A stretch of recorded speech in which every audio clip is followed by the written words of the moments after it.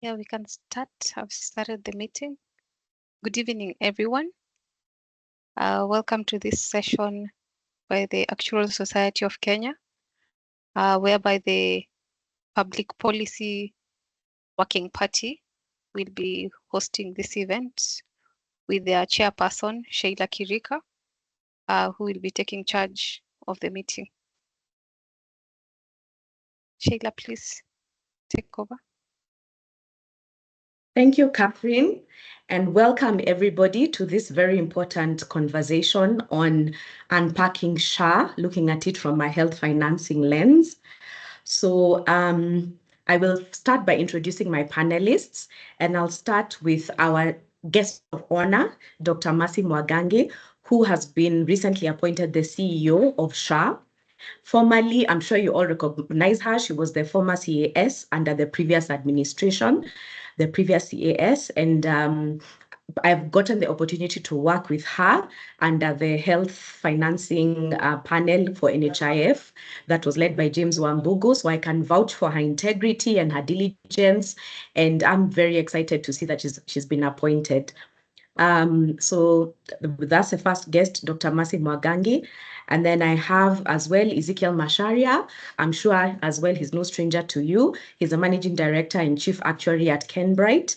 And he's the former NHIF actuary and has worked with many other social health insurers as well.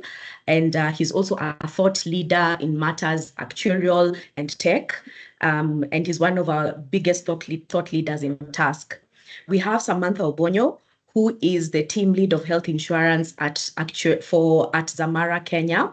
She's worked with very many countries across the region in terms of health financing, and that includes Kenya, Rwanda, Nigeria, and now she's even helping Sierra Leone to set up their UHC scheme. So she has a lot of experience in health financing, and she's a personal friend of mine. I also have Odera, who's the head of actuarial product innovation and pricing at Jubilee. He has a rich experience with health insurance, previously worked at Safaricom, and is also a thought leader on matters health, technology, and mobile money. Then we have Margaret Macharia, who's a senior specialist in benefits architecture and actuarial strategy at SHA. And I first met her in the Actuarial Society of South Africa conference, where she did a very good job presenting on SHA and representing the country. So yes, that is Margaret Macharia. And Margaret Macharia, maybe you can introduce Stephen Kahoro as well. You can just switch on your camera and introduce Stephen.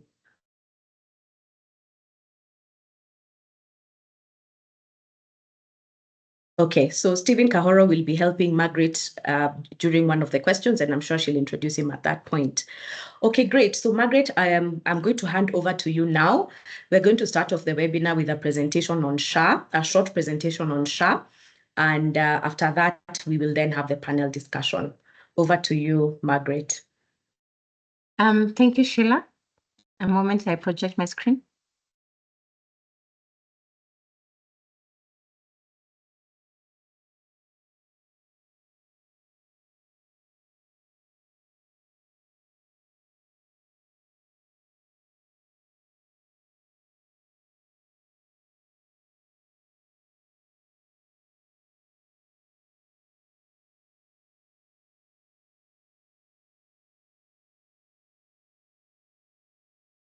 We can see.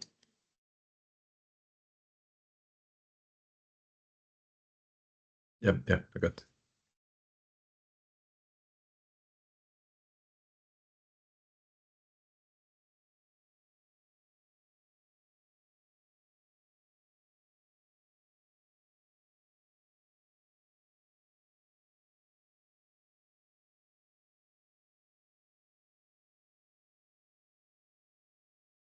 Margaret, you're on mute if you've started.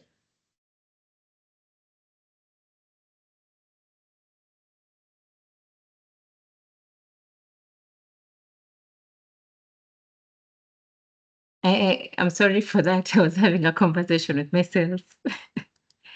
Anyway, so I am Margaret Macharia, as introduced by Sheila. I work with the Social Health Authority currently in the capacity of the head of department, benefits, design and actuarial services section. And I will take you through a brief presentation on where SHA is at the moment, what SHA's intention is, the emerging issues, and some of the key strategies put in place as we move forward.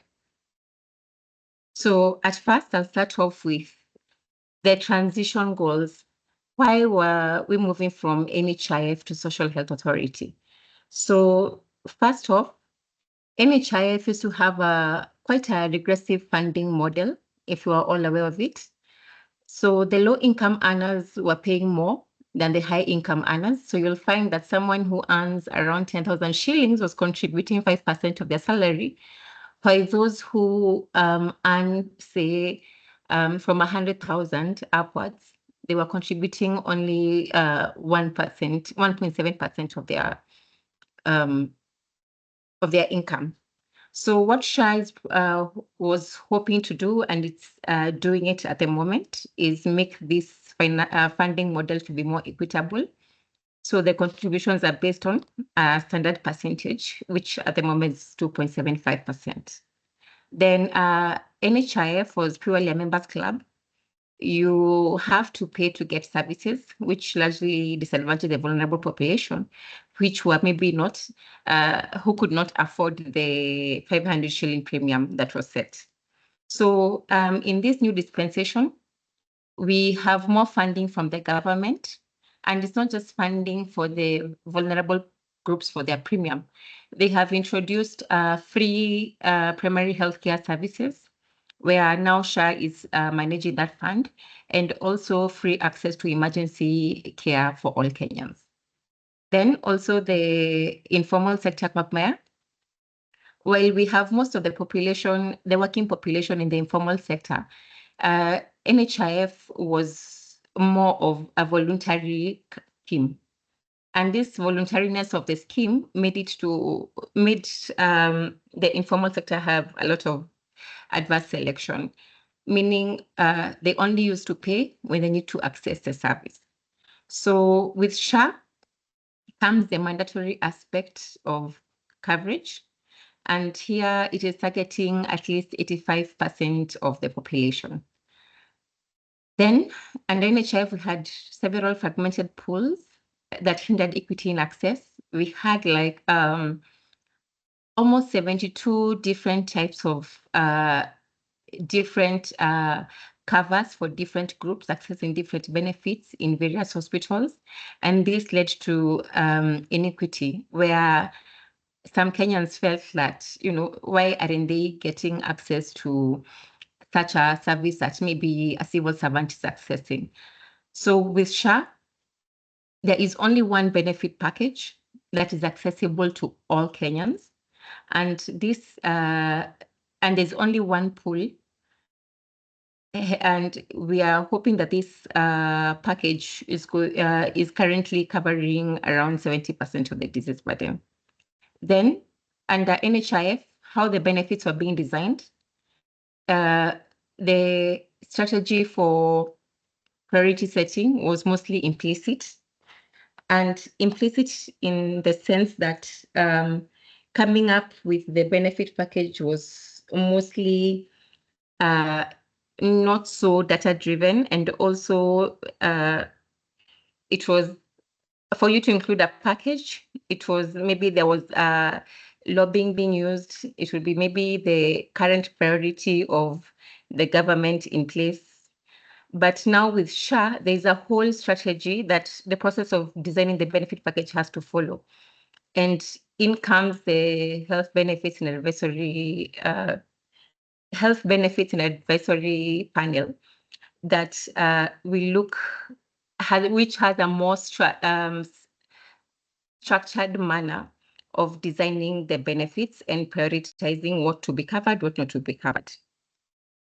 So briefly on SHA, its mandate, of course, is to ensure that all residents have equitable access to quality, affordable healthcare services without financial hardship. Then, as you're all aware, there are 3 funds under SHA. The first one being the Primary Healthcare Fund, fully funded by the government. And for Kenyans to access the benefits under this fund, you only have to be a registered member of SHA. You don't have to be paid up, but you just have to be registered. Then you will go and access your services at the designated facilities. The second fund is the Social Health Insurance Fund. This is where now the individuals contribute to premiums. And for these individuals to access services, you have to be fully paid up. Then the last fund we have is the Emergency Chronic and Critical Illness Fund, also fully government funded. And for you to access some of the services like the accident and emergency service, you don't even have to be a SHA registered member. You just have to be a Kenyan, and you will access the treatment in case of any accident or emergency at the designated hospitals. So briefly on the benefits under each package, under each fund. So the Primary Healthcare Fund, which is normally accessed in level 2, 3, and some level 4 facilities, it is covering for outpatient services, and this includes the consultation, labs, drugs, antenatal care for the pregnant mothers, the postnatal care, immunization, circumcision, and management of just all of diseases that are can be treated in a primary care level hospital. Then we have optical services for all registered children who are 18 years and below. Then for the Social Health Insurance Fund, currently we have a limited scope of cover for outpatient services, which is only covering essential lab services for 4 priority conditions, which are diabetes, hypertension, sickle cell, and asthma. Then we have maternity and newborn services, which covers for deliveries and management of complications that arise during the pregnancy and during the delivery. And, if the baby complicates, they are covered for. We have inpatient services. These are both the admissions and the surgeries. Specialized imaging, like the MRI, CT scans, echocardiograms, and the likes. We have renal care therapies, that is dialysis and transplants. Mental wellness, rehabilitation for drugs and substance abuse, overseas treatment, like for services that are not available in the country, SHA will step in to cater for your treatment outside the country.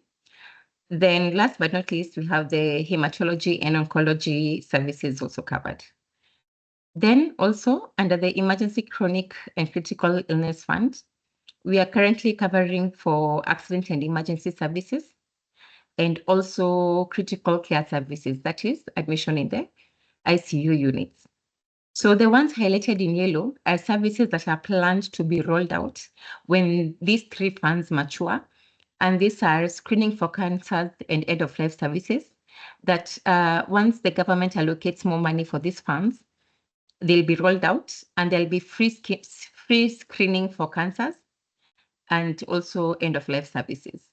Then also when we expand the pool for SHIF, that's a Social Health Insurance Fund, we'll be able to expand the package to include dental services and also expand the scope of outpatient services, which I had mentioned is quite limited.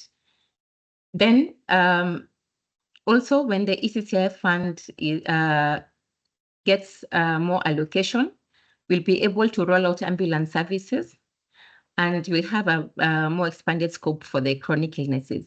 Remember, the promise here was that when you exhaust your SHIF fund and you have chronic illness, the government through the ECCI fund will give the registered member a top-up. So to enact this promise, we need to allocation of more resources to that fund. So some key highlights overall. 21.8 million Kenyans have registered. On average, you have 45,000 registrations in a day. Breaking down per sector, we've segregated them into 2 sectors. Formal sector, 3.5 million have been registered and they are contributing actively. Informal sector, we have 18.5 million registered. These are both the payers and the declared dependents. Then zeroing in on the informal sector, we all know that every household that registers has to go through a means testing that estimates the average income of the households, so they know how much to contribute. So out of those who are registered, only 4.6 million have done the means testing. And since October, when SHA was rolled out, at least 1.2 million of them have ever paid for SHA. But the ones who are constantly and actively paying currently stands at 500,000. Then another key achievement for SHA is that we have recently just rolled out our toll-free call center, 147. Please take note of that. Some other emerging issues, as I've shown, the formal sector registration and contributions is on track. It has actually surpassed the target that we had for this year. And we are averagely collecting around 5.4 billion per month for the formal sector. The informal sector is performing dismally because, as I've shown the statistic, that on average only 500,000 households are actively contributing. And this is affecting the shift pool. And hence why there will be, if we do not work on enrolling the informal sector and making sure that they are paying their contributions, we may not be able to expand the scope of the benefit package. Then also there is some progress made in identifying the indigent households who qualify for a subsidy. And SHA is targeting at least 2 million households in the first wave for them to be paid for by the government for their premiums. This will also increase the funding to the pool. Then, of course, we are facing initial rollout challenges because of the new system currently being managed by the Digital Health Agency. And also with the digitization of all our services, that includes the enrollment, the claims, and the one that is managing the providers. There's low uptake, especially when it comes to Kenyans. Digital literacy is affecting us. The connectivity issue is also a major challenge that is limiting the effectiveness of the system. Then there is also limited understanding of the benefit package among members and healthcare providers. And this somehow also leads to, currently the public trust is quite low. There's a lot of misconception about SHA, its role and its benefits. Then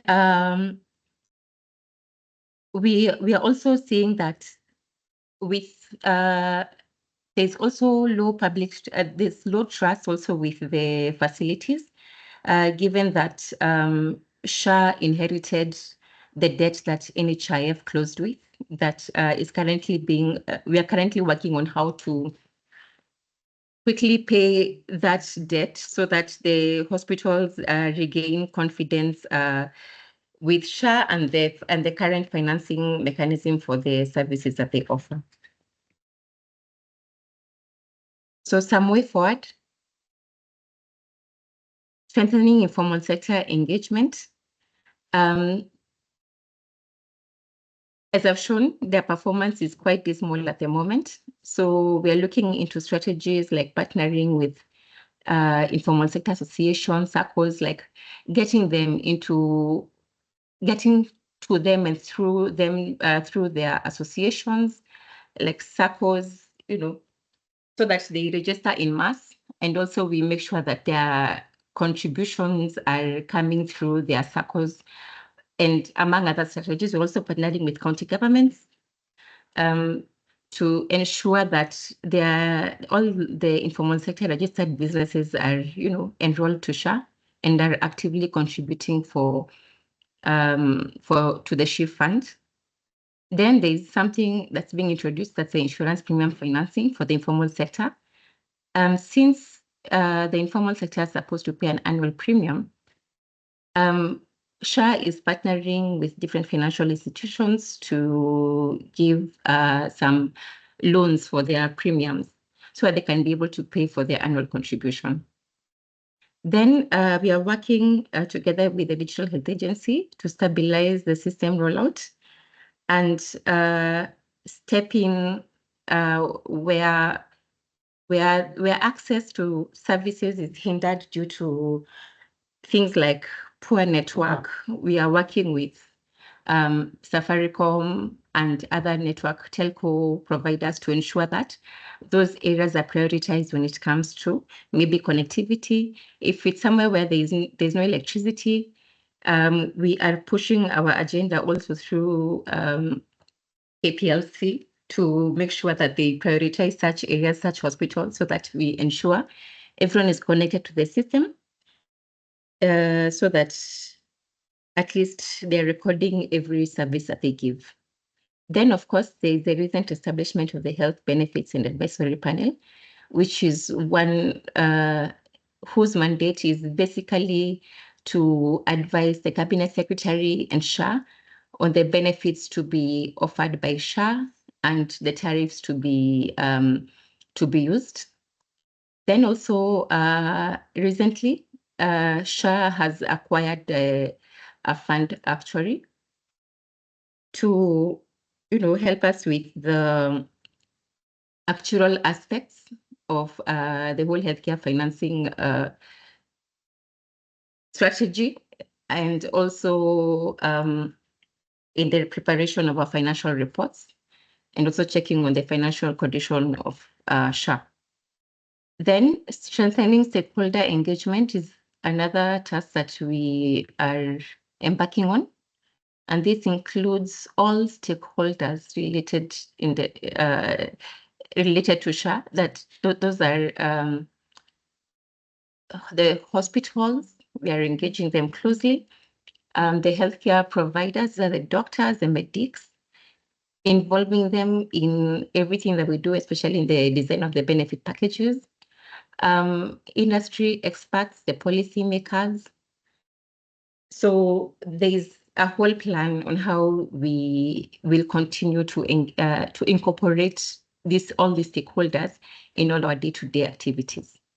Then last but not least, as I mentioned, the settlement of the NHIF pending bills. There's a committee that has already been formed that is working on this, and we are hoping for a faster resolution to this issue, which is hindering. Currently, it's hindering access to services at the healthcare providers. So these are our contacts. Remember, I have toll-free line 147. And that's the end of my presentation. Thank you. Thank you very much, Margaret. That was very informative. I'm sure there are many of us who actually didn't understand the difference between what the Primary Healthcare Fund is offering, the SHIF and the ECCIF. And also, I do acknowledge that you've actually pointed out what the challenges are and what the way forward is. Thank you for that. And I'm seeing already we're having questions in the chat. So I want to tell our audience, you can post questions on the Q&A or on the chat, and we will have a question at the end, about 30 minutes for Q&A. So as we've seen from Margaret's presentation, the aspirations of SHA are incredibly noble for every Kenyan to have access to quality and affordable healthcare. That we don't doubt, that the aspirations are noble. But the truth is, as we meet today, many Kenyans are still asking, where is the impact of SHA? And so on that note, I'm going to ask you, so that we can just feel the pulse of the room, what are your thoughts in terms of SHA? So I'm going to administer a poll. I'm going to administer a poll where I'm asking you, what do you think? Can SHA deliver on its promise of quality, affordable healthcare? So you can go to menti.com. Just open your browser and go to menti.com and then use that code 36998308. I want to feel the pulse that we have in the room. Do you believe that SHA can deliver on its promise of quality, affordable healthcare for all Kenyans? I'll give us 2 minutes to respond.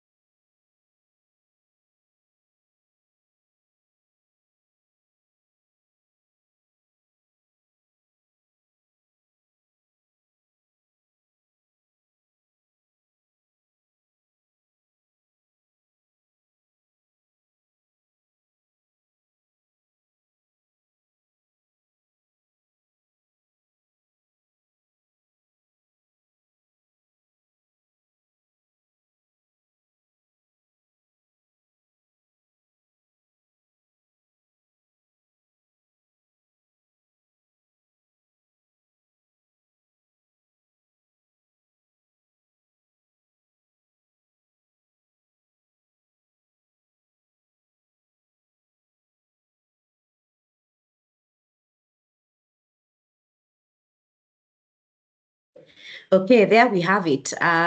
Most of us say no. We don't believe that SHA can deliver on its promise of affordable healthcare, mainly because there's too many options. SHA is offering too much. So the audience believes that no, SHA will not deliver on its promise. So after the webinar, we'll again do that poll just to see if we've changed, if any minds have changed. Yes, Catherine, you have your hand is up.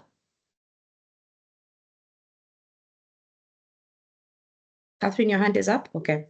So we'll do the poll again at the end of the webinar to see if anybody's minds have changed. But it was encouraging to see that there were some yeses. There are people who do believe that, yes, it can work. There are people who need more information. And so hopefully during this webinar, we'll see the statistics changing. So the reason why most of you said no is not because of a lack of effort. It's because SHA is a bold reform, and we do acknowledge that there's a lot of complexity in its implementation, especially around public trust and financial sustainability. We want to promise a lot, but then we don't know if we can afford it. So for example, our new CS for Health, Adendwale, has made some firm commitments around the pending NHIF bills, as Margaret said, timely settlements, enhanced coverage for critical illness, and a crackdown on fraudulent facilities. So these are significant shifts, and it's good to have firm commitments on that. And also, as the Actuarial Society of Kenya, having the SHA appoint a fund actuary was also a very welcome development. But the elephant in the room today, and we have to start the webinar with this particular question. One challenge remains particularly stubborn: getting people to contribute. As Margaret has shown us, only 500,000 informal sector members are actually contributing actively to the scheme. The way I look at it, if primary health care is available to those who've registered and the emergency care is available to all Kenyans, it's almost like we have 4 million people carrying 4 million people carrying 51 million Kenyans. That already to me sounds unsustainable, but we'll hear from the panel. So this situation we have of only 4 million actively contributing undermines the entire promise of UHC. And most of these non-contributors, as Margaret articulated, are in the informal sector.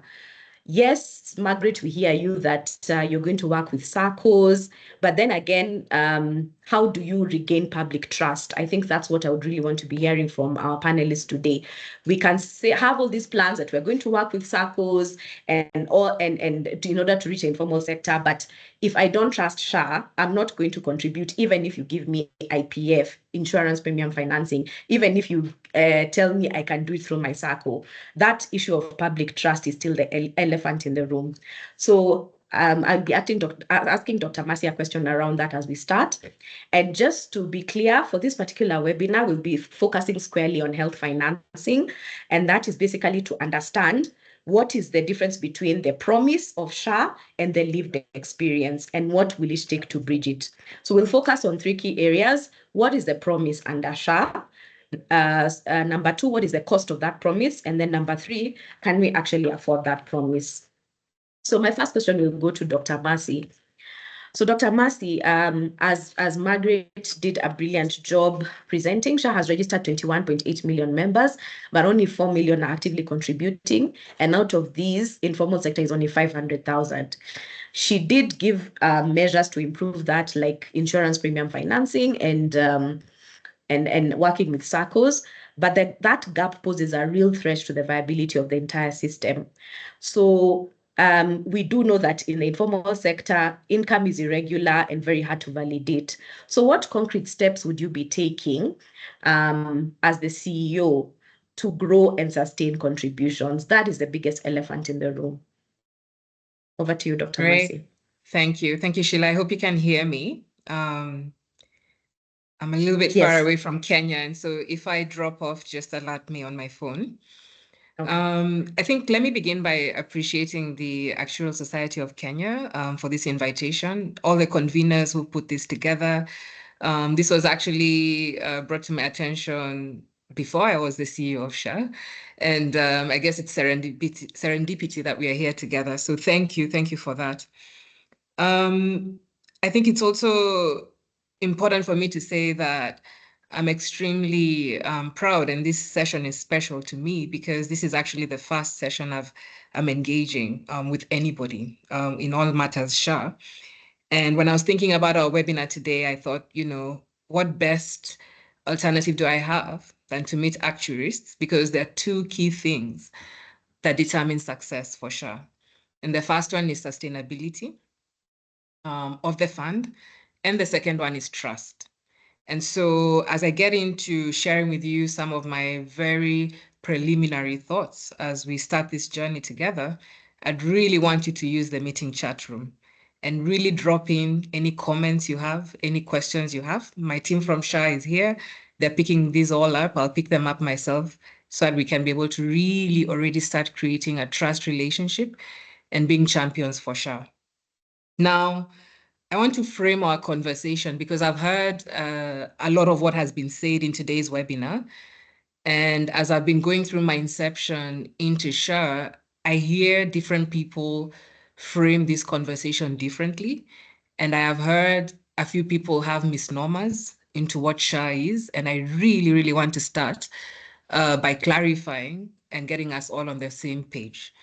And I think this is part of the journey that the government needs to walk in building trust back with the citizenry.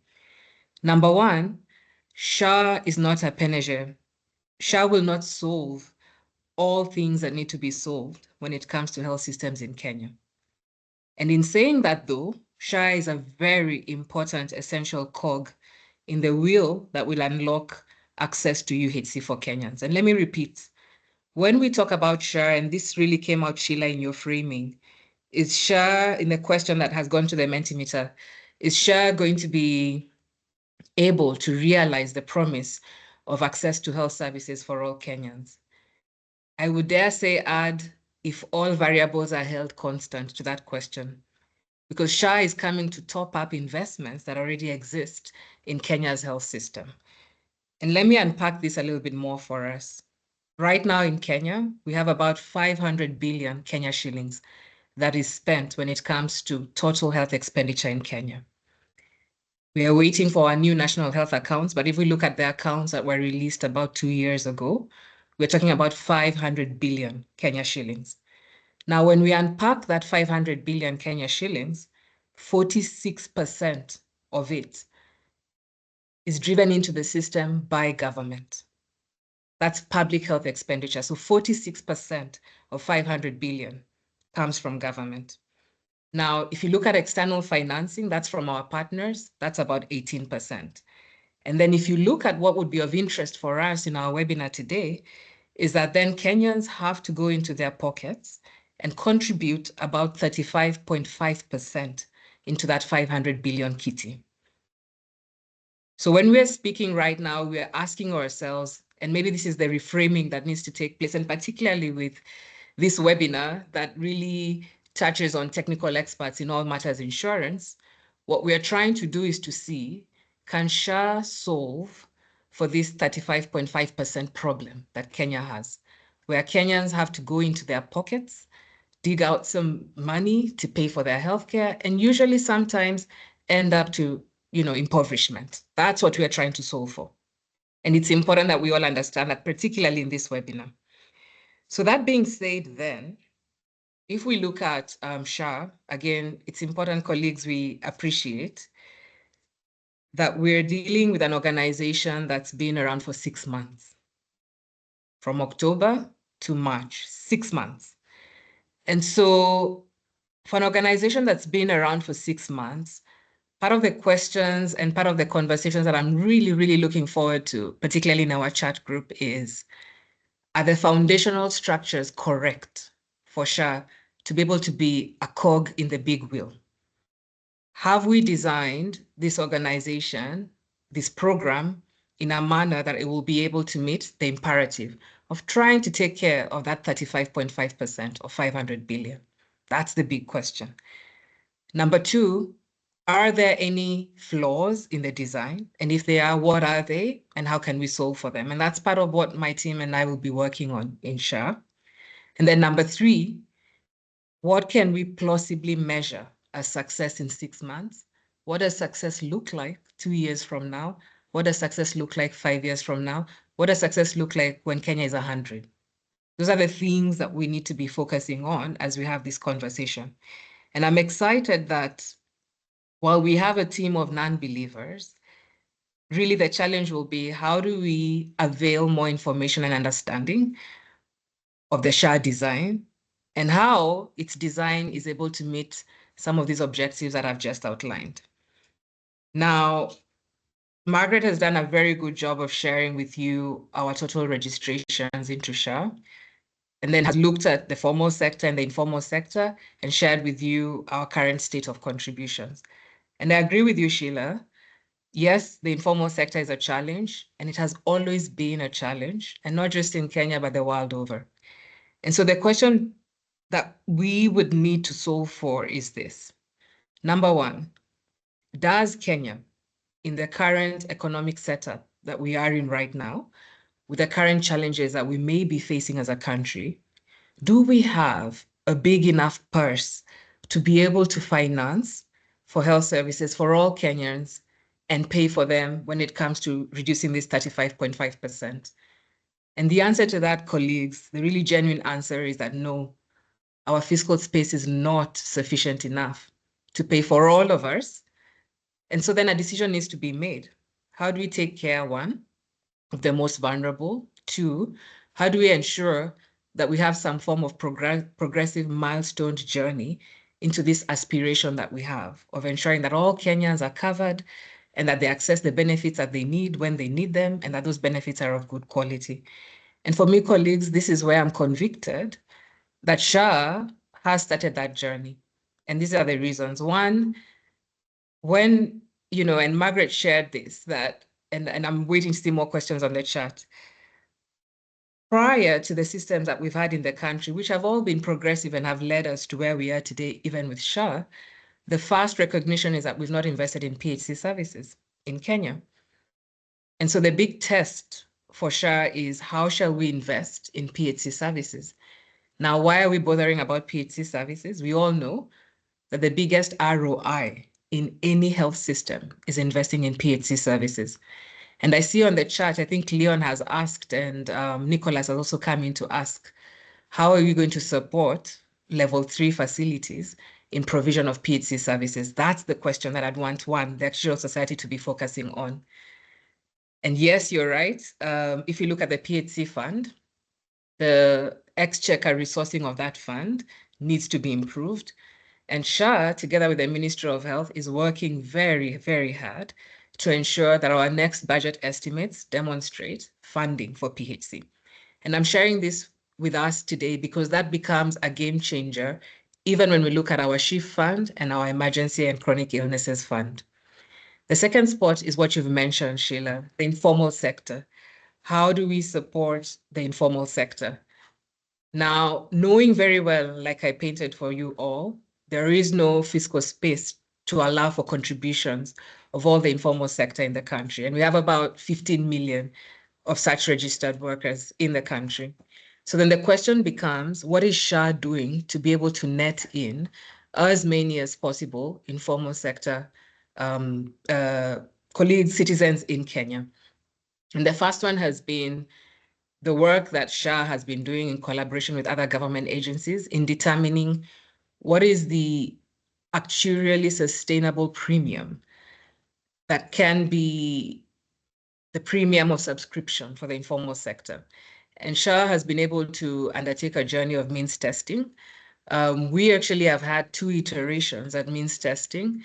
We've learned lessons in terms of what has worked in the past, what will work better, and the model is being refined. And right now, in terms of the data we have right now, we have an estimate of around 880 shillings, so a little under $10 as the premium that we would need to be able to cover our 15 million Kenyans and perhaps then ensure that the fund is sustainable.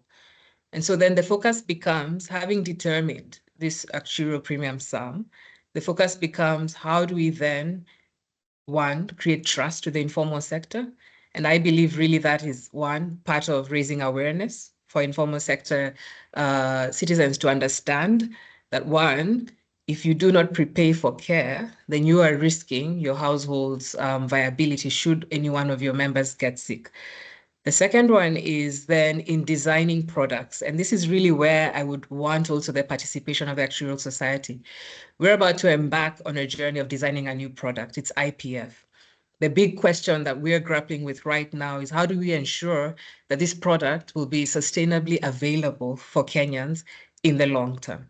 Again, recognizing where Kenya sits in terms of its economic situation. And we already have models and estimates. We're very close to launching this product, most likely in June or July, there'll be this product that is launched. And again, we'll continue to study the data and understand if this is a feasible next step.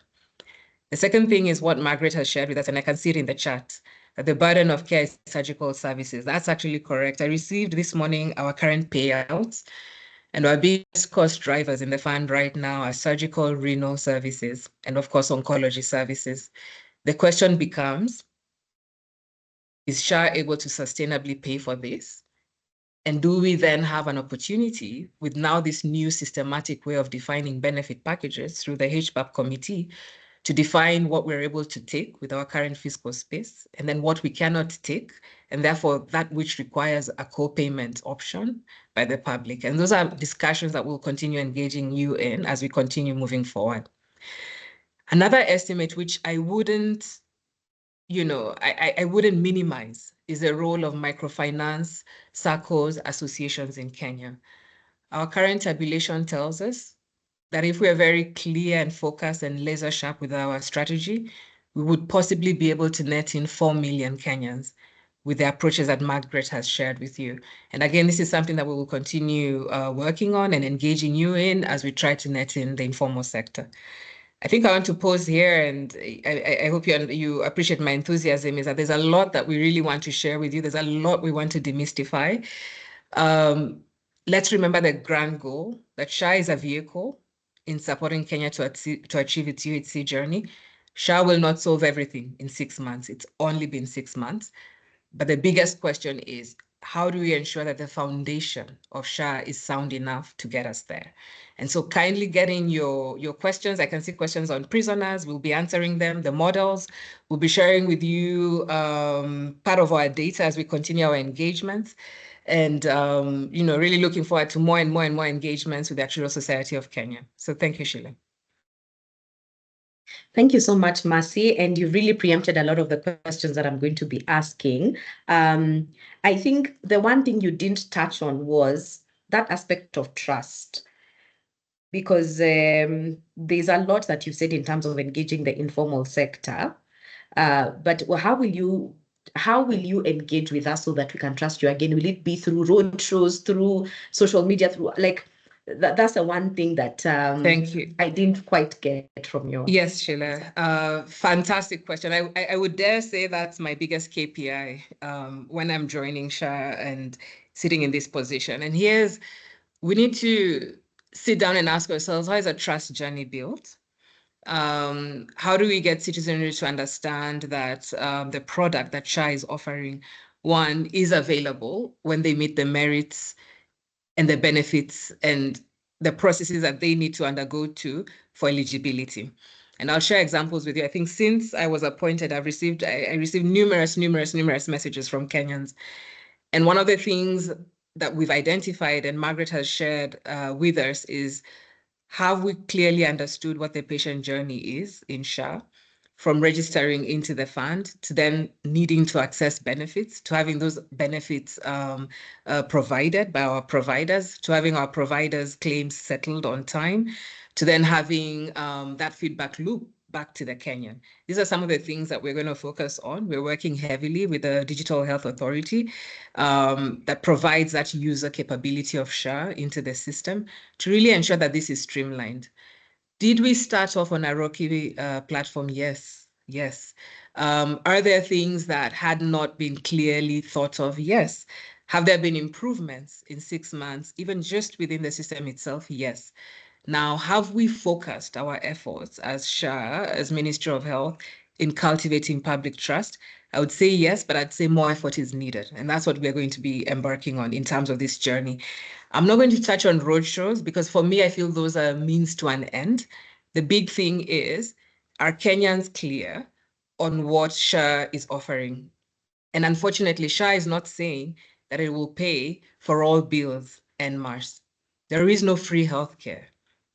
And that is one of the things that we need to understand as a country, that not only for Kenya, not only in East Africa, not only in Africa, in the world, there is no country that offers completely free healthcare. Somebody has to pay. And sometimes it's a combination of government and us as a citizenry coming together to pay for that service. And so, Sheila, we have a lot of work. We have a lot of work to be able to gain the trust of the public. We have a lot of work in our messaging, in our communication, in our feedback loops, in engaging our providers.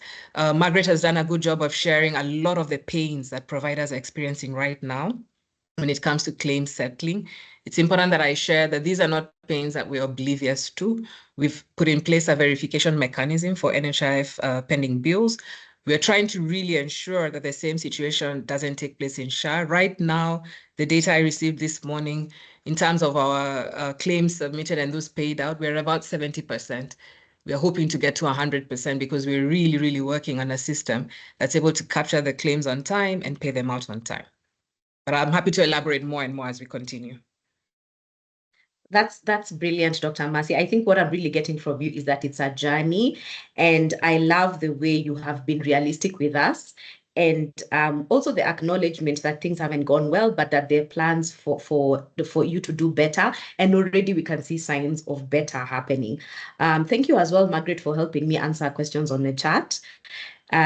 So I'll now turn the conversation around to private sector. So the majority of us in the Actuarial Society of Kenya actually work in the private sector, especially for private insurance. And we're interested in knowing, Ezekiel, the private insurance is expanding. We have even new global players, the likes of Bupa. We have a lot of product innovation, microinsurance coming, and SHA is a public scheme, but doesn't operate in a vacuum. It operates in the environment of all these other new players.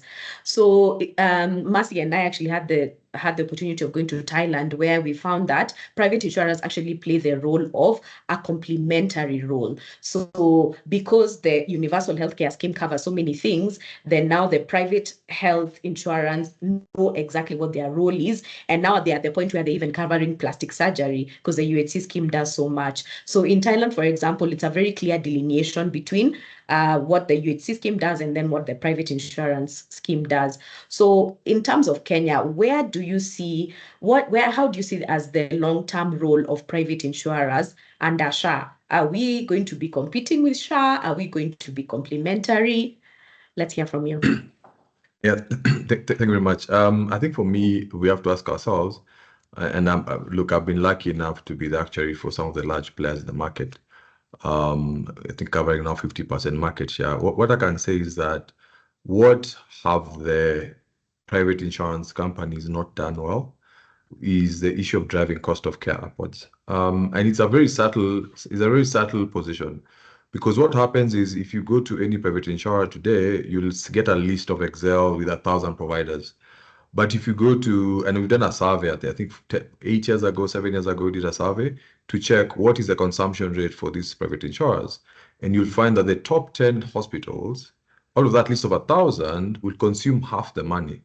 So if these private insurers, for every billion they collect, $500 million will go to those 10 providers. Then the question now becomes, what is happening to the other 990 providers? And the issue is that Kenyans don't visit those providers. And what happens? These providers keep driving up the cost of care. And that is why you start seeing outpatient care is just going up. If you're looking at those private schemes, you'll see 5,000 bob per visit, 10,000 bob per visit. Yet for you to get affordable healthcare, you need to drive that cost downwards. And for me, that is the space SHA needs to play in. How do you feed those other 990 providers with traffic? And that is really the area that really SHA can come in to avoid the, when you look at it from a competition perspective, you have to look at it, you complement it by driving traffic at different locations. Now, from a membership perspective, the national scheme covers everybody. And what Margaret just shared is 3.5 employed are contributing, and then 500,000 of the informal sector are also contributing. Most of the private players cover the employed. And it's a nice structure. It has been going on very well. And there are about 2.5 million members. So now in today's world, you feel like you're double insured because you have SHA and private, and then you feel like you're paying too much for it. But I think once that unbundling is done over time, that will work. Where am I seeing the long-term discussion being? It's a philosophical conversation, because the SHA conversation looks at you contributing as fixed percentage of salary. In the conquest of equity, let's everybody contribute a certain percentage of salary. However, if I'm earning 10K and I contribute 2%, and you're earning $1 million and you contribute 2%, then what that means that I end up contributing more. Yet the Panadol cost is the same, whether you're rich or you're poor. But in a social scheme, you have to have higher contributions from different groups. So the philosophy of a national scheme is rich pay for poor. I know people don't agree to it, but that's the reality. The rich pay for the poor. But then in the private world, it's different. In the private world, everybody pays the same amount, whether, it's based on benefit. If you want $1 million shilling cover, the price is fixed, whether you're earning high or low. So in the private world, this pooling structure is the healthy pay for the sick. In other words, we all pay 20K, and whoever is sick gets the money. They go to hospital, spend $1 million, and nobody complains. So we all accustomed to that structure of the healthy paying for the sick. Now, where will that be merged is where we are getting into a top-up cover conversation, where there is a percentage of informal sector rich, so to speak, who can essentially private sector can work with SHA to give them a kind of a top-up cover, because SHA can only go so much, and it's not going with a structure for NHIF where it would give different benefit packages for different groups. It has to be one. So if you want to pay more, then you'll struggle. That gives you another advantage of the national scheme. it can become like the intermediary or broker for the private sector because it's mandatory for everybody. And what that means is that having the concept of selling insurance to people, we call it financial literacy. Now you're forcing people to have the concept of you pay an amount, and then if you're sick, you'll be treated. And that conversation on the informal sector, you're able now to really come and train them and tell them, okay, this works. So now telling them, okay, instead of paying 1,000 bob a month, why don't you pay 5K more? And then through SHA and private sector, then you have a top-up cover. Those are the conversations that the private sector and SHA can play. And then finally, the question has been, is SHA eating money from the private sector? We have this 2.75% conversation. And I'm happy that Margaret has shared the stats saying that they're spending about 5.4 B per year, and that will translate to about 60 B, 5.4 per month, about 60 B per year. So if you look at what NHF was getting from the same group, it's about 33 billion. So yes, from a quantum perspective, yes, there's a bit of a jump, like a doubling. However, from a quantum perspective, on an individual basis, the average cost, or rather the average per capita expense, has moved from about 9K on average per person to about 18K per person. So on average, an informal sector, a salaried person is paying SHA 1,500. I know some are paying less, some are paying more, but that gives you an idea of what is being contributed. So the question now becomes, what can 18K buy, right? Now, if you're going to go to Nairobi Hospital with 18K, I don't even think you'll be admitted, right, with that kind of a budget. So the question of driving down the cost of care has to come in. I'll talk more about that narrative of how do you bring that cost. But for me, in the long term, the person who will benefit the most in this structure will be I would say the poor sick person, right? So the poor sick person in a structure where SHA and private sector combined will benefit the most. And the person who will suffer the most, unfortunately, will be the healthy rich person, because they will be hit twice. They're healthy, so they're not, they're happy, they go to the gym, everything is all happy, they're not claiming, and they're also being hit again. So there will be some losers in that structure, but I see that driving the cost of care is the only way out, because from an actuarial perspective, when you're coming to pricing, you only look at two key issues: is how many people are getting sick. That percentage won't change anytime soon. And how much is it costing you for the people who get sick? Now, that's a variable that you can look into. And that's really where the area that I see SHA playing in. There is a discussion to try and push in this 35% of out-of-pocket and force them to do health financing. Yes, that will obviously help the conversation, but it's very important that the conversation of cost of care. I know a lot of us don't really see it as an issue, but from an actual perspective, being an actuary for many insurers, I'm trying to see that issue coming up very, very strongly, where premiums are just going up, healthcare costs are just going up. You reach a point, somebody says it's cheaper to go to India. We don't want to reach that point. And why have we reached here is because we are having a very small pool of facilities which are good. I'm not saying they're bad, but essentially private sector is really feeding them, and because of demand supply, they'll definitely increase the costs. So there has to be a discussion of how do you uplift. I know somebody might say level 3, but I would say not level 3. I would say more of facilities that an insurance company would empanel, but how do we drive traffic to them? I think capitation has not worked well. I think there's been some very bad conversations around it, but there's still a fee-for-service option where people go to hospitals and still manage to drive that cost in a way that works. So I'll just pause there, and we're happy to have any comments around it. Thanks. Thanks, Ezekiel. And in terms of the top-up cover that you've talked about, I think spot on in terms of, and I like the way you put it, that NHIF will actually be helping us as the private insurers, because now more people in the informal sector, if actually SHA starts working, which I believe it will, more people in the informal sector will know about it, meaning that now we can start the conversation on top-up cover, which means Dr. Mercy will be coming to knock on your door for co-creating products very soon. So thanks for that, Ezekiel. And you have very, very well preempted my next question, which is about cost of care. So now we are getting into the section of cost of care. So for those asking on the chat about the benefits package, it's actually online. It's on the SHA website. So you can get all the details in terms of the limits, what is offered, and so on. And as you've rightly put, Ezekiel, now we need to have the conversation about cost of care and this 35%, right? How much of that 35% are we going to be able to cover? So you've previously proposed that removing outpatient cover the shift should actually remove outpatient cover in order to cut losses. Maybe understand why you said that. And I'm just wondering, is there a way to actually remove outpatient care without hurting the goals of UHC? Yeah, thank you very much. I think we have to understand, I think we have to ask ourselves, what are we trying to achieve? Are we trying to achieve social safety net nature where we're stopping families from going into poverty because of a health catastrophe? That's what we're trying to achieve.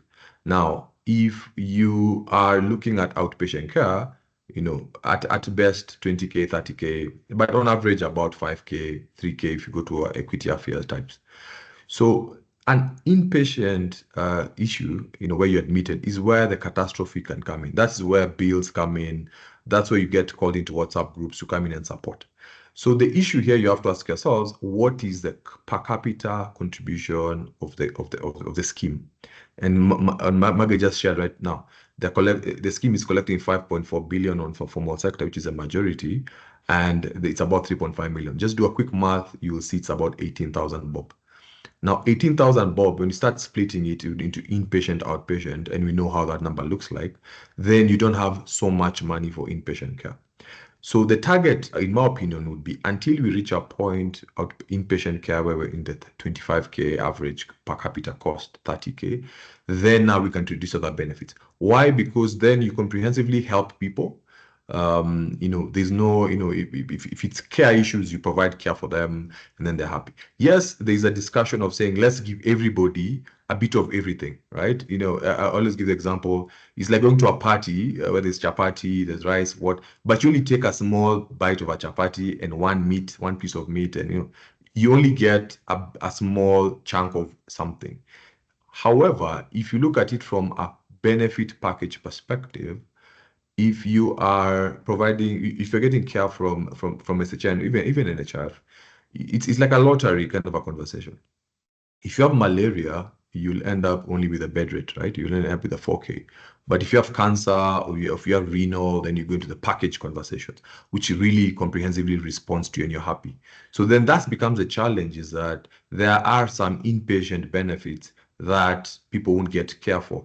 And that's where you'll start seeing some noise on the social media where people are saying, expect SHA to take care of this bill. They didn't. Because only specific benefits will be provided for, like cancer, renal, and the rest.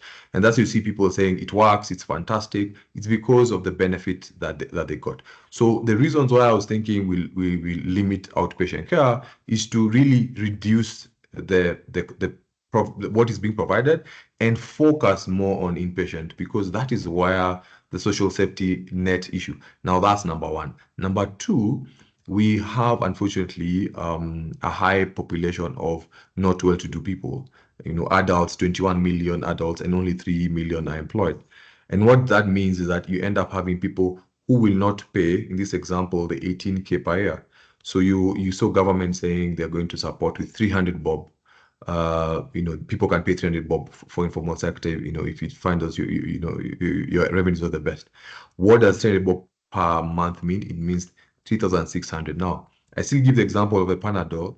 The Panadol price is not changing. Just because I paid 18K and you paid 3,600, it's not changing. It means that somebody has to top up.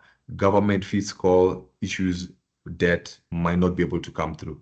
So then now you have a discussion where that 18,000 we just talked about will start dropping down, because we have to now bring in people who won't contribute the same amount.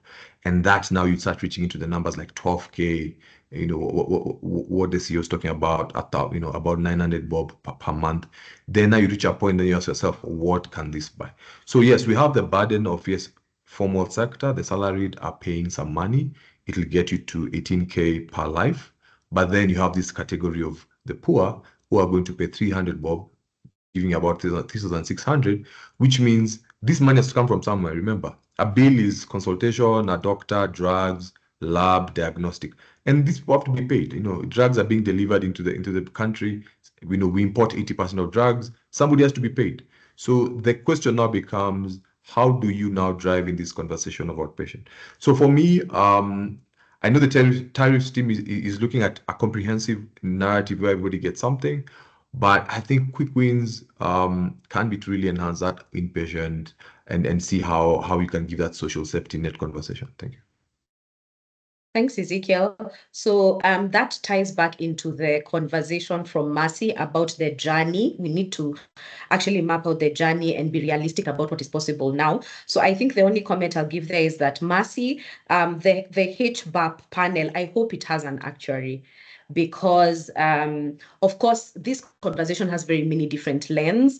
We have the health economists, we have the providers as well. All I'll say to that is that I hope we have an actuary in HBAP. Yes, Dr. Mercy. Yeah, Sheila, I have to come in, and as Ezekiel was speaking, I kept on saying it's not polite to interrupt right now. So I'll hold my question. One thing that we need to agree on is and I'm curious to the answers that we would get on the chat.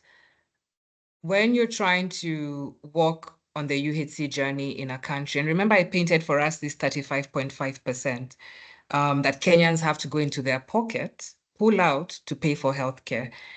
SHA has been able to unpack what are the drivers of costs in that 35.5%.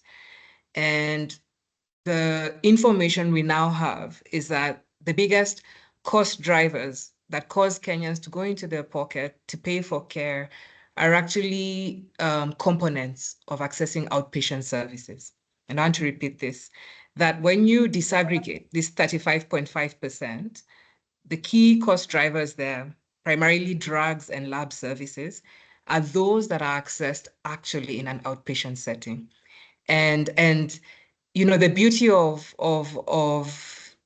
the problem of UHC is that it's a wicked problem, and that all minds need to come together to figure out that if the data is telling us that 35.5% of out-pocket expenditure is driven by outpatient costs, then the question should be, how is Kenya solving for this? And what the government has done is said that we're going to solve for this problem, amongst many other problems, by having 3 funds in one. And what I would want us as members of this society to unpack is, one, do we agree with the problem statement? And if we agree with it, then how do we design a system that solves for the 3? And so as I'm hearing the conversations and seeing that in the chat, I'm finding myself in a space where, again, as government, we need to reiterate what exactly is the challenge that government is trying to solve for. Number 2 is that there are other interventions, which perhaps, again, we've done a poor job of communicating, that are underway, that aim to reduce the cost of drugs and diagnostics. So within perhaps the next 1 year or so, we'll be launching what is known as a PBS scheme. And the idea is to actually drive down the costs of medications, much like what Ezekiel has shared, meaning that Panadol actually comes a little few percentages down to be able to afford care for Kenyans. And those are mechanisms and programs that we will share with you as we continue walking this journey together. The third thing that I want to share is how then, knowing that we are trying to make the best investment for primary healthcare, how do we create a mechanism that's able to really take care of those conditions that burden most Kenyans, which are actually the outpatient conditions, and then provide also benefits for these inpatient high-cost procedures in a manner where we are able to meet X amount of burden of disease in Kenya. Remember, we cannot solve for everything. And so the question becomes, knowing our system and how Kenya is designed, how do we meet, 1, primary healthcare needs for the population in a manner where we are taking into consideration prepayment, 2, these secondary needs that the Kenyan population has that that are huge cost drivers. So how do we take care of those cost driving elements, which I've told you there are a few other policy directions that the Ministry of Health will be coming up with in the next 6 to 12 months as SHA continues implementing? And then how do we take care of the emergency and chronic illness issues that arise? So I'm just trying to really use this opportunity to really unpack some of the misconceptions that we may have in terms of this grand picture, understanding its complexities and understanding our lived experience of NHIF in the past 60 years. Thank you, Dr. Mercy. That was very helpful. And, I still say we need one of us in HBAP. I'm not sure if there's one of us there, but I think. Yes. So HBAP, Yes. sorry, Sheila, I forgot about that. So I think you're familiar that in my past life, we put together the health benefits and advisory panel, and I'm super excited that now it's actually enshrined in law. And we will be able to sit with the chair of that committee to unpack for you, and perhaps it's a whole other webinar on how we're thinking about HBAP. And definitely, yes, the request is clear, and we will have your teams participating along with many other multiple committees. So there's a lot in the pipeline coming. Okay, so there's a part 2 of this webinar. Great. So you've touched on some aspects of reducing costs, like driving down the cost of medicines. Ezekiel also talked about high-end providers versus the lower cost providers. We've talked about level 3 hospitals, I saw in the chat. So Samantha, when it comes to driving down the cost of care, one of the things that NHIF would do is that they had waiting periods. So that would actually prevent people from joining only when sick. So that helped to reduce anti-selection. And we do know that with SHA, just like with any other insurer, there's bound to be abuse or overutilization. So you've worked with very many countries. What are some of the tools that SHA can actually use to protect its pool against anti-selection? Because as we are saying, we don't have enough, we can't cover everything, but the way I see it, if we're able to control our costs better, then we can actually provide more. So what are some of those tools we can use? Okay, thank you very much, Sheila. And thanks for the conversation, has been engaging. So let's start by defining what anti-selection is. So anti-selection is the fact that there are some people who are likely to claim who are more incentivized to join an insurance scheme. So you keep the healthy people out, and the people who are sick or who like to go to the hospital, there are some people who are not necessarily sick, but they just like to go to the hospital, are the ones who end up joining the scheme. So that's what anti-selection is. So I want to tackle this with looking at 3 main pillars. 1, dealing with the pool, so that you have a good enough mix of the bad risks and the good risks. 2 is dealing with a patient, so dealing with that behavior of the propensity to claim. And number 3 is dealing with the process. So what can SHA do from a process point of view? So 1, looking at the pool. So we've had discussions, only 4 million people are contributing, less than 500,000 people are contributing on the informal sector. So when you're dealing with the pool, these things have been talked about. Trust needs to be built. And, a lot of this also comes with financial literacy. I think as we're talking about, how you're educating people on what SHA is promising, how do you make that palatable right down to the grassroots? Because that's where the majority of the people are sitting, is in that informal sector. They don't necessarily have high financial literacy. How do you make it more understandable down to that level? So that's in terms of dealing with the risk pool. You want to get as many people on board. This speaks to how do you get people to pay? You've heard about premium financing. There's a lot of things that are there on a policy side. So it's about how do you see the results on the implementation side? So that's 1, dealing with the risk pool. Number 2, dealing with patients. Now, when it comes to dealing with the patient, this is about managing behavior, right? So there's 3 main things I want to focus on. Number 1 is preventative care. So preventative care, I think we often underestimate the value of preventative care, but the example I like to give is about how we seek care when it comes to coughs and colds.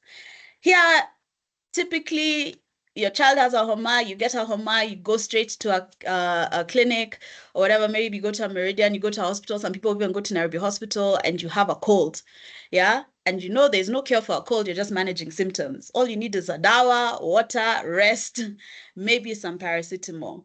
Yet you'll end up spending, like on the private insurance side, you'll end up spending like 5,000. You know, famously, the private insurance sector is spending like 30% of its spending on things like this that are not really healthcare, right? So you want to be able to say, how can you focus that care at a preventative level? People should just know that you don't need to go to hospital because you have a cough or cold, but also dealing with things like clean water, nutrition, so that people are not getting some of these primary illnesses in you know, great numbers to burden the health system, right? Even malaria. So how do you deal with things like nets and how you're doing preventative care in certain regions where there's, you know, a higher likelihood of things like malaria coming through into the health system. So that's on the preventative side. Then there's primary healthcare. So Dr. Massey talked about this and how there's a need to invest. The biggest ROI is in investing in primary healthcare. And so there's a massive need to invest in primary healthcare as the first level of care. Yeah, so people should know that when I first get ill, I can go to a level 3 facility. Now, it's a bit of a chicken and egg situation because there's no money in the primary network. So people don't go there because you go there, there's no medicine, there's no people, there's no equipment. But if people don't go there, there's no funding being pulled in that direction either, right? So, you know, but from a, you know, policy point of view, there's an importance in investing in primary facilities so that you motivate patients to first seek the level of care there. So you're dealing with people not, you know, doing high cost claims for, you know, low things that are actually low cost in terms of treatment. And then the last one that I'd like to talk about is even co-payment. So you'll find countries that have done this quite well. When you look at the SI unit for universal healthcare in the world, it's typically said to be Japan. And Japan, depending on the service, you can have copay as high as 40 or 60%. And then usually the private insurers are the ones who come and plug in for that top-up benefit. And Rwanda next door, you can't say Rwanda is way ahead of us, but their copayment is 15% on all bills. So with Rwanda, anytime as a patient, you then think about whether you really need to go to hospital, whether you can drink your dawa, or, you know, what is the lowest point of care that you can seek this care at, right? Instead of saying, let me just wiggle my way up and try and figure out how I'll go to a level 5 to treat a stomach ache, you'll be like, okay, let me go to the level 3 because my bill will be lower, right? So that's in terms of managing behavior. So that's preventative care, primary health care, making sure primary illnesses are treated at primary health facilities, and then co-payment. And then lastly is on the process side for SHA. So even if, yes, SHA could then say, let's have waiting periods like NHIF, administratively, it becomes difficult when you're dealing with 50 million people to manage things like that. But there are other things that can be done at a process level. So, you know, having tighter enrollment windows, saying people can only enroll within these windows in the given year. Anyone who enrolls outside of those windows has a higher premium that's usually at a fixed loading. We've seen some countries do things like that. You know, penalties for late enrollment. And then even on the having data-driven decision making. So even understanding where anti-selection is coming in.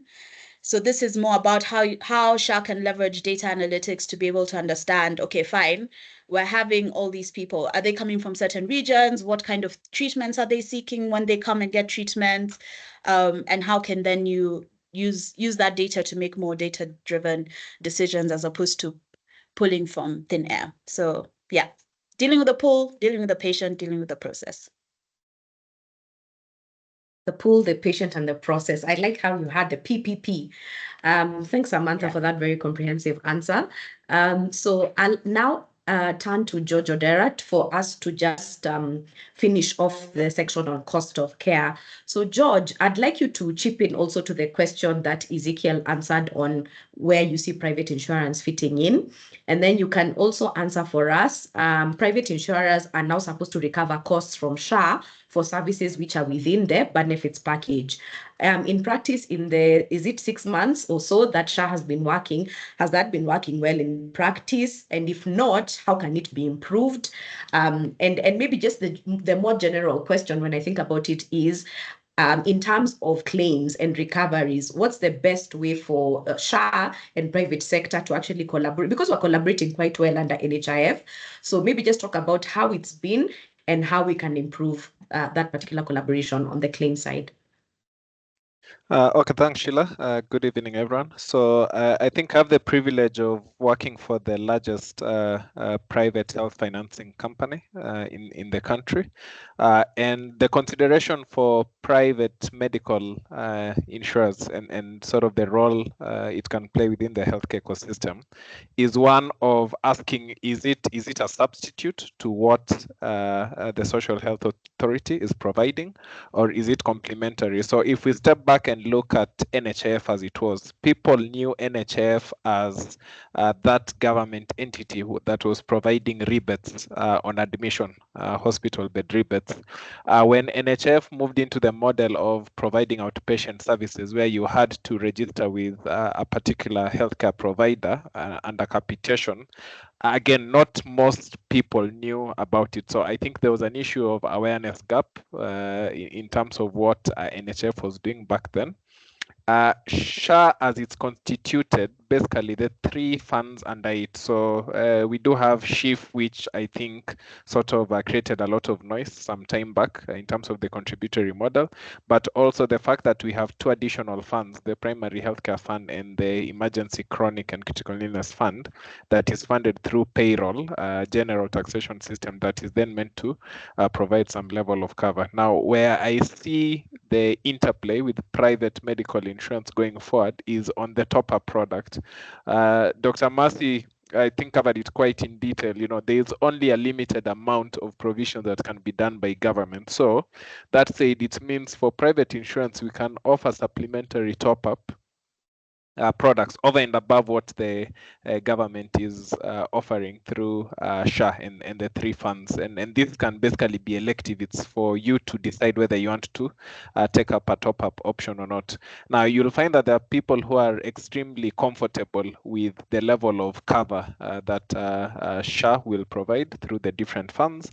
But there are those who want, say, a higher level of cover and hence the top-up products, or perhaps they want a benefit level over and above what is being proposed by SHA. So I think the role where private insurance will play is on the top-up cover options. We've done a lot of investments to improve service delivery for customers through investments in technology. We've seen telemedicine, a lot of providers now offering telemedicine. And lab on wheels, for instance, drug delivery. So private insurance have invested a lot in technology. There's some synergies that can be obtained in that regard. And also when it comes to chronic disease management, again, when we look at the healthcare spectrum, we are looking at healthcare navigation from the point in time before you even fall sick, when you are actually healthy. So how do we prevent you from falling sick in the first place? And that said, it means we are in turn reducing the burden that you place on the healthcare system if you actually do fall sick.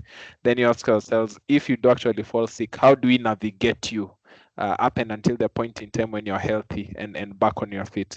So there'll be a lot of PPPs, public-private partnerships, and just basically sitting on the same table with SHA to discuss that.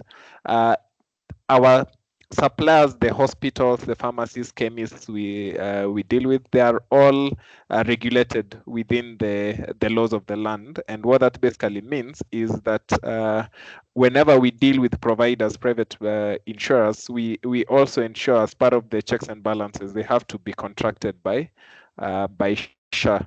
So we should be able to achieve synergies in that regard, and also just offer private insurance more as a complementary rather than as a competing or substitute to what SHA is offering.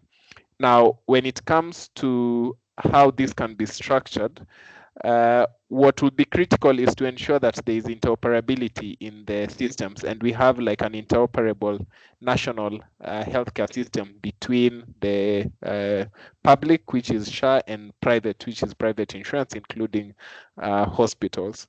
Now, if you step back and think about the patient navigation journey, when you walk into a facility, the primary consideration would be if I am a member of SHIF, because now it's enshrined by law, you have to make contributions. What is the accreditation for that facility? So can I walk in and walk out without paying a cent? Can I walk in where I'll be expected to say pay 20% and SHA will take care of 80%? Or is it on the extreme case where I'll be expected to pay 80% for the high-end hospitals and SHA will only pay 20%? So that level of awareness needs to be there. Then the second question is, for the bit that I'm then expected to pay, am I comfortable paying it out of pocket, or would I want an insurance company to back me up such that if I need to make any additional payments, then basically have a private medical insurer who can take care of that.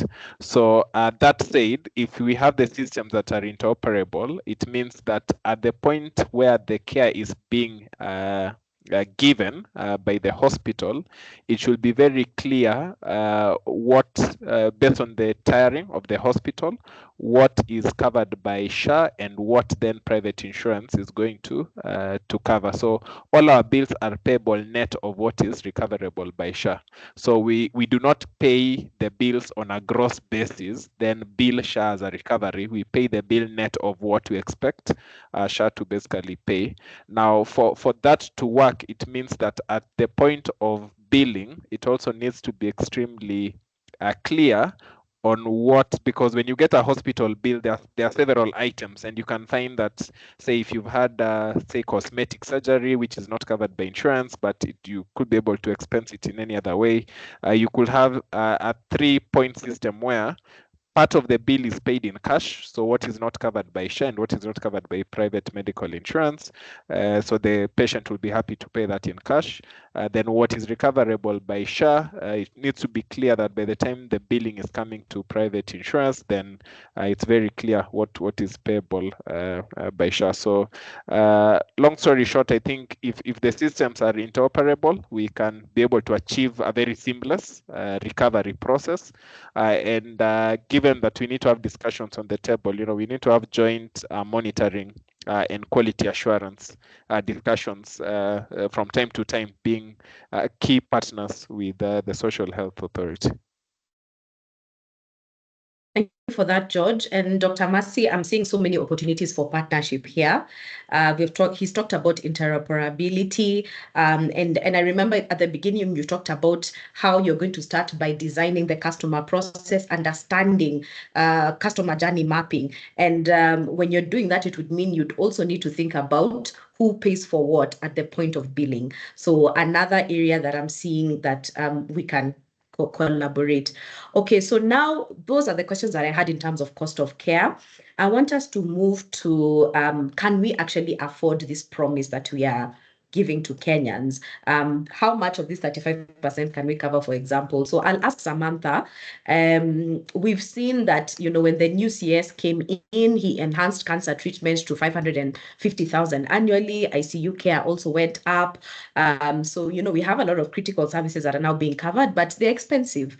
So from your global experience, you've worked with multiple countries. If you look at the current funding of SHA, do we have enough to deliver these promises sustainably? Thank you very much, Sheila. I'd like to also thank Dr. Mercy. She dealt with half of my funding problem by talking about the 500 billion we spend in the ecosystem. So let me talk about the money that SHA itself says that it needs to deliver on its benefits. So earlier, Maggie talked about the 3 pillars of SHA, right? So there's the primary healthcare fund, there's SHIF, and the last one is the emergency and chronic illness fund, right? So from what there was from a budgeting point of view, for primary healthcare, the budget to deliver on the promise was about 50 billion. For SHIF, it said around 150 billion. and for the emergency and chronic illness fund was about another 50 billion, right? So to deliver this promise to Kenyans, really the cost is around 250 billion, right?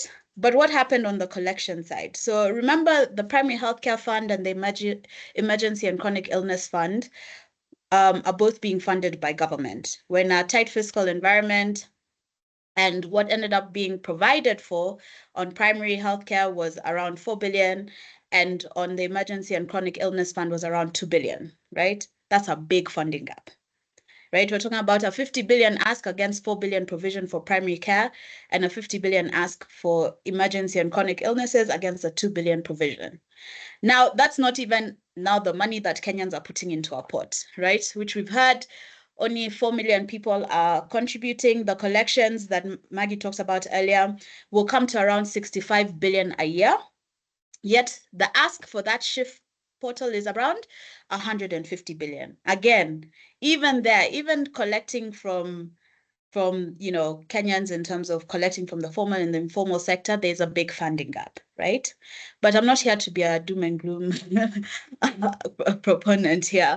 So, when you're thinking about funding adequacy, you need to think about 4 things from where I sit. 1, what is the revenue collection? 2, what is the utilization of benefits? 3, what is the cost of service? And 4 is time. Dr. Mercy said SHA has been around for 6 months. If you think about all well-developed social health insurance schemes globally, a lot of the ones that we look up to, Germany, the UK, and things, all started post-World War II.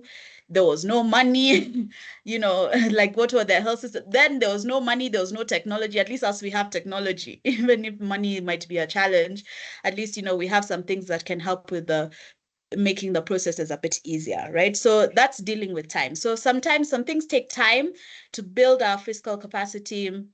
As economic growth and things happen is when you start to see greater sustainability from a funding perspective, because 2.75% of salary or 2.75% of income stops going from being against, say, the average salary is what, 50,000 Kenya shillings per month in the formal sector, to being against bigger amounts, right? So over time, right? So that's the time component. Revenue collection, we've talked about the funding gaps. There's a lot the SHA team have talked about in terms of collection from the informal sector and making sure that the 15 million in the informal sector are onboarded. So let's talk about it from a utilization and cost of service point of view. So when you're looking at utilization rates, so I think also here, the conversation around outpatient becomes important, right? So if we look at the estimated budget, so out of the 250 billion, you'll say around 100 billion at least was to go towards outpatient. This is assuming almost half of that is going to primary care and half of that is going to level 4 to 6 of outpatient benefits, right? So 50 billion for primary outpatient treatment and 50 billion for level 4 to 6, so things that need to be referred upwards. So outpatient alone, utilization, so we always say utilization for outpatient usually priced at like 300%. Almost everyone will go and everyone will go multiple times, right? So usually it's like 80%, 70-80% of people will go 3, 4, 5 times, right? So it's high frequency, even though the costs are very low. Now, if you're unable to sort the problem of people not accessing outpatient at primary levels, then you immediately have a sustainability issue, because being able to deliver that promise of doing outpatient within the 100 billion means you have to do half of that care at the primary facility level. Now, if you don't have the primary facilities to deliver that care, that becomes a funding sustainability issue. So that's in terms of utilization. And with that comes the conversation of making sure that primary illnesses are treated at primary facilities to ensure that, that's happening there. And I was saying how Rwanda has done a great job. So Rwanda doesn't have very many hospitals. I think it has like 10 big hospitals, but it has managed to build a very strong primary network where you have community health workers who also participate in the delivery of care. And so there's a lot of work that needs to be done to be able to push utilization in that direction. And then We've talked about, before we talked about some of the stuff around anti-selection and managing behavior, so I won't reiterate that. And then the last thing is looking at cost of services. Now, it's good to hear about this PBS scheme. Ezekiel talked about importing of drugs.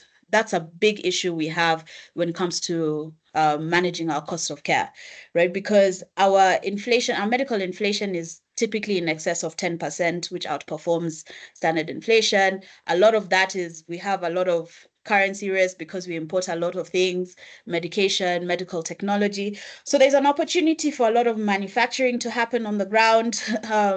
There's stuff around, using modern technology to manage costs. So George talked about the use of telemedicine. The private insurers have started to, use a lot of telemedicine to help drive down costs.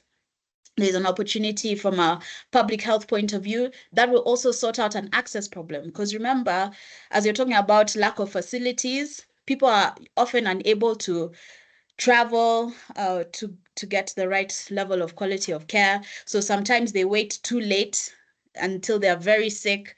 By the time they're going, it's more expensive on the health system.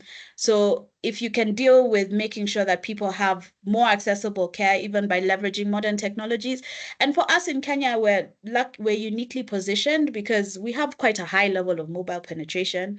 And people are quite familiar with technology, right?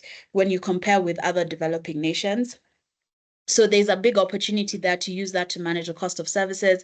I've heard of this, people using things like mobile clinics and setting them up in marketplaces where people are able to walk in, even if they don't have a smartphone, you walk into a digital booth, you get a, initial diagnosis. So there's many things that we can do to manage the cost of service. But if we can't sort out our exposure to medical inflation, we can't manage the utilization rates appropriately. It doesn't really matter. I mean, our fiscal space is already quite tight. So for my revenue collection, we've talked about that. But even then, if medical inflation is always outperforming even how people's salaries are growing, then eventually you would still have a sustainability issue. So it's good to get ahead of the problem while our health ecosystem is still in the maturing stages of it. Thank you so much for that, Samantha. Primary healthcare, telemedicine, and use of tech, and also looking at the cost of medicines. What I love about your answer is that whenever we're talking about the financial sustainability of SHA, everyone is always complaining about the problem, but you put a positive spin on it and shown us tangible solutions. So thank you for that. So now I'd like to move to Ezekiel. So Ezekiel, you proposed that you're the one who came up with the 2.75% contribution rate under NHIF, and now it's been adopted under SHIF.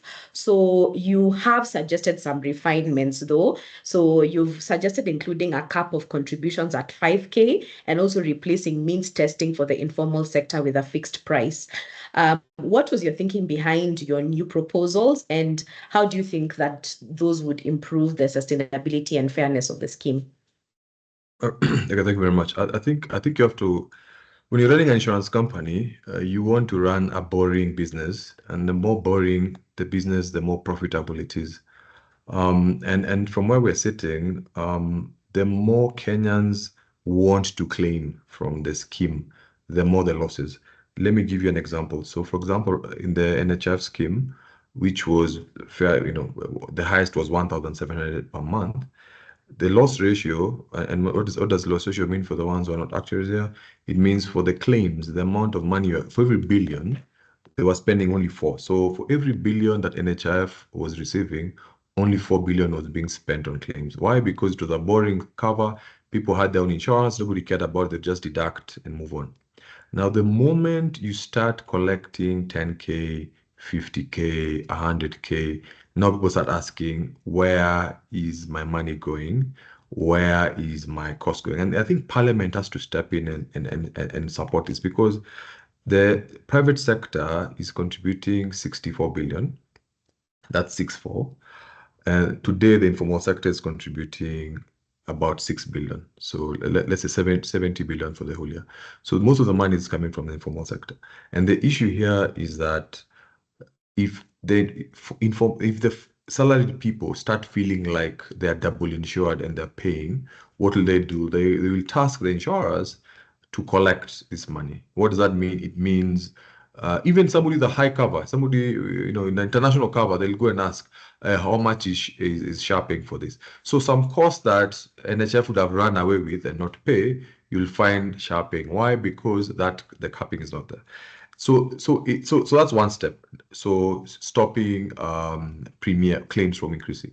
The other question is, okay, if you cap, that means you collect less. So from the calculations, the high level was that if you cap at 5K, you only reduce your revenue by 10%. Okay, so instead of collecting 64 billion, you only collect, you know, 64 minus 10%, right?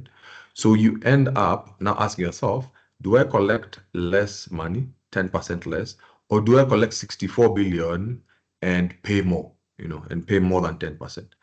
What's the ideal world? The ideal world is the formal sector, and that's the ideal, and that's what everybody wants, is formal sector pay 64 billion and then go away. They're double insured, they go and get cover from their private companies. However, the more somebody pays, and remember, it's a perception conversation, the more they want to claim. And that was why, you know, at the time we were talking to the State House guys, was to see whether they can cap that 5K, which obviously then the question of equity came about, you know. But remember, we're running an insurance company. In an insurance company setup, you will have schemes that make losses, right? You'll have schemes that make you 5-10 billion losses. So you also need another scheme that makes 5-10 billion profit to net it off.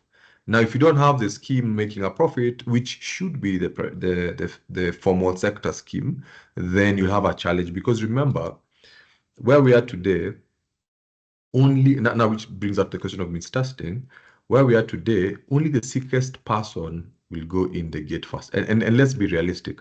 If I'm sick and I know SHA can help me, even if that line I need to camp there at 7 in the morning, I'll be there and I'll make sure I contribute on time. And then the healthiest guy is at the back. So out of this 18.5 million, I can guarantee you the sickest guys are in front, and they'll pay actively. These 500,000 people, they'll pay actively because they need it. The healthiest person is at the back, they're not really sure that they need it. Now, the challenge now you have is, now you have another problem, which is now you have people who are putting in, or rather you have a loss-making scheme coming in. And where will the money come to support this scheme? So that's why you need the formal sector scheme to be boring and not to spend so much money, and essentially introduce that cap. I really believe that a cap will lessen the burden and lessen the desire to claim. I'm not saying that people won't claim, I'm just saying the desire to claim people have to reach a point they view it as a tax. And look at it this way. At 1,000 bob, somebody can say it's okay, NHF can keep the money, or SHA can keep the money. At 2K, SHA can keep the money. At 10K, okay, SHA, what are you giving me? At 50K or 10K, then people start asking the hospital, what are the SHA benefits? Now you start seeing people downloading the package, right? That is the conversation. You have to make the benefits board. And I always give the example like banks. Banks give you on a credit card, travel insurance, a lot of insurance covers, but people don't claim on it. Why? Because nobody's bothering. It's there, but nobody's really bothering. So you have to bring in this scheme in that manner. Unfortunately, this is a parliamentary issue because it's set in law. So obviously that is Parliament having to address it. The second discussion, which ties back to the sickest guy going in the gate, is the issue of means testing becoming a barrier to enrollment and collecting funds from the healthy people. So, because remember, you have 18.5 million people, as what Margaret just showed us, and only 500,000 people are claiming. So let's look at the percentages. Only 3%, 3 in 100 of the informal sector are actively paying. So the question is, if you just woke up one day and told everybody pays 700 bob from tomorrow, no means testing, we can start collecting. So the question becomes, have you paid 700? Yes or no? Yes, I've paid. If I've not paid, pay now. But now the problem is, have you paid your money? Then you're like, no, I need to be means tested. Now that step, from an admin perspective, from an insurance perspective, can end up stopping the collection conversations. And the sick people will continue. They will means test and come in and onboard. So the issue is that we now have a barrier conversation where the means testing is now a barrier to entry. I would rather the means testing comes after everybody is onboarded, after everybody is paying, then we means test. as opposed to waiting to means test, because when you means test, it becomes a barrier. So I think from a conversation of why do we need these two things is because one, we'll have a pool of sick people bleeding the fund. Let me give you perspective.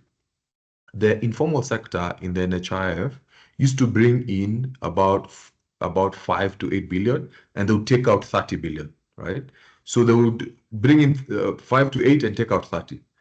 So you'll have the same scenario. You have the sick people religiously paying their contributions, but they know they will claim the cancer benefits, the kidney and everything else. So it's important that that conversation of capping comes in and it's addressed. Otherwise, we may have a sustainability issue going forward. Thank you.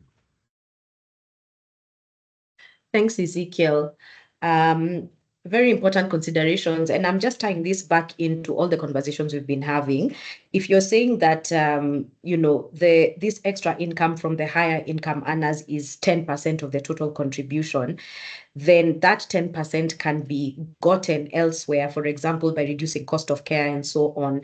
So I think the other lens I'm looking at it from is that extra 10% that we're collecting from the higher earners without capping, is it worth the frustration? Is it worth the risk of the more claims? Is it worth, can we not get that 10% in other ways? And also on means testing, I've also had that same question, and actually in the Actuarial Society of South Africa convention, when I met Margaret, that's the same question I asked her in terms of mean testing. And so, Margaret, I'll ask you, in terms of mean testing, the other angle that we can look at it from is that I can actually lie. I can answer the questions in such a way that I know I'll get the lowest contribution.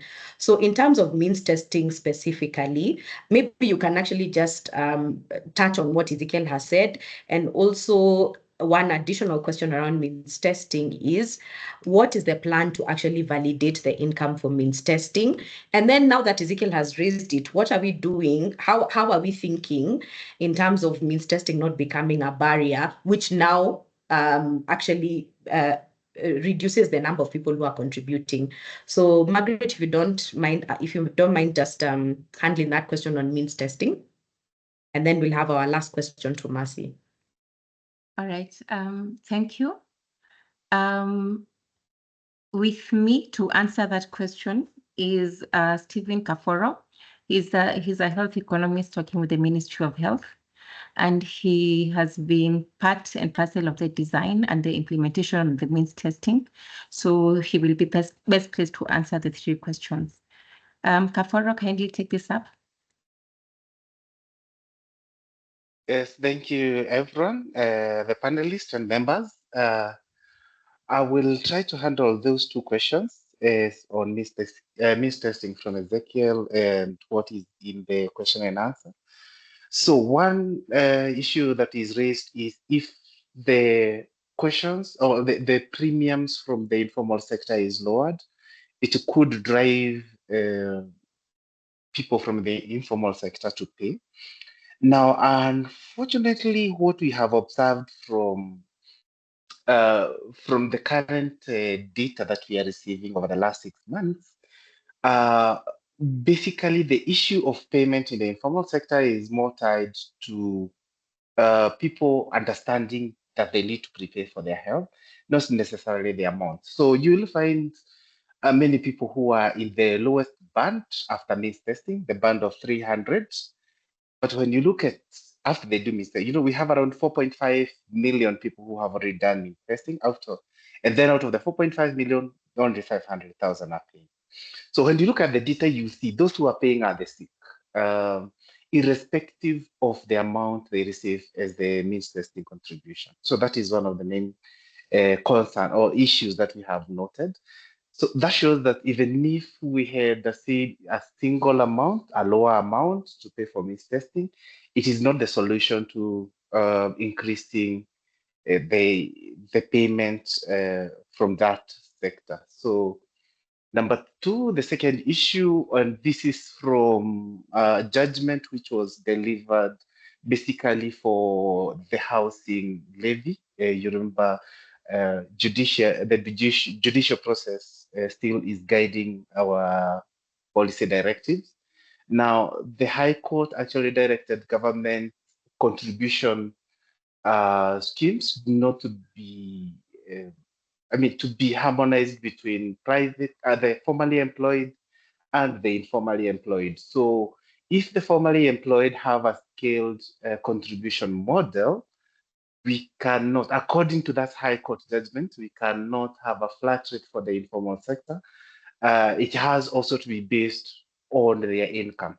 So if you look at even the housing model for the informal sector, they had to introduce that component that even the informal sector has to be scaled based on their income. And the second thing is, if we have a flat rate, like for example, you had proposed 700, maybe we could propose, say, 1,400, but we would run to the issue which Margaret was speaking about in the former presentation about equity. So you will find somebody, a house help earning 10,000 shillings in the informal sector, being told to contribute 1,000 shillings. That's about 10% of their income. And now that brings the issue or the challenge of equity. Will we ensure equity if we have a flat rate? So those two things have showed that it's better to have a more scaled approach to means testing.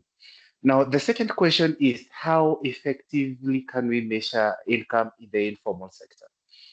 And with that, as you had rightly pointed out, Sheila, the issue of providing the wrong information, it has been our major headache for the first model of the means testing instrument. So many people have noted either have a way of knowing, of reverse engineering the algorithm to see which indicators would make them pay the lowest amount.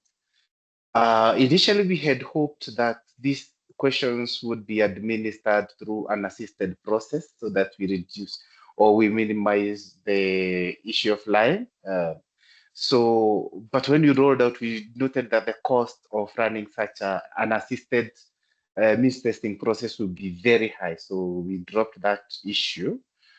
However, gladly to report that currently we are developing the second version of the means testing instrument.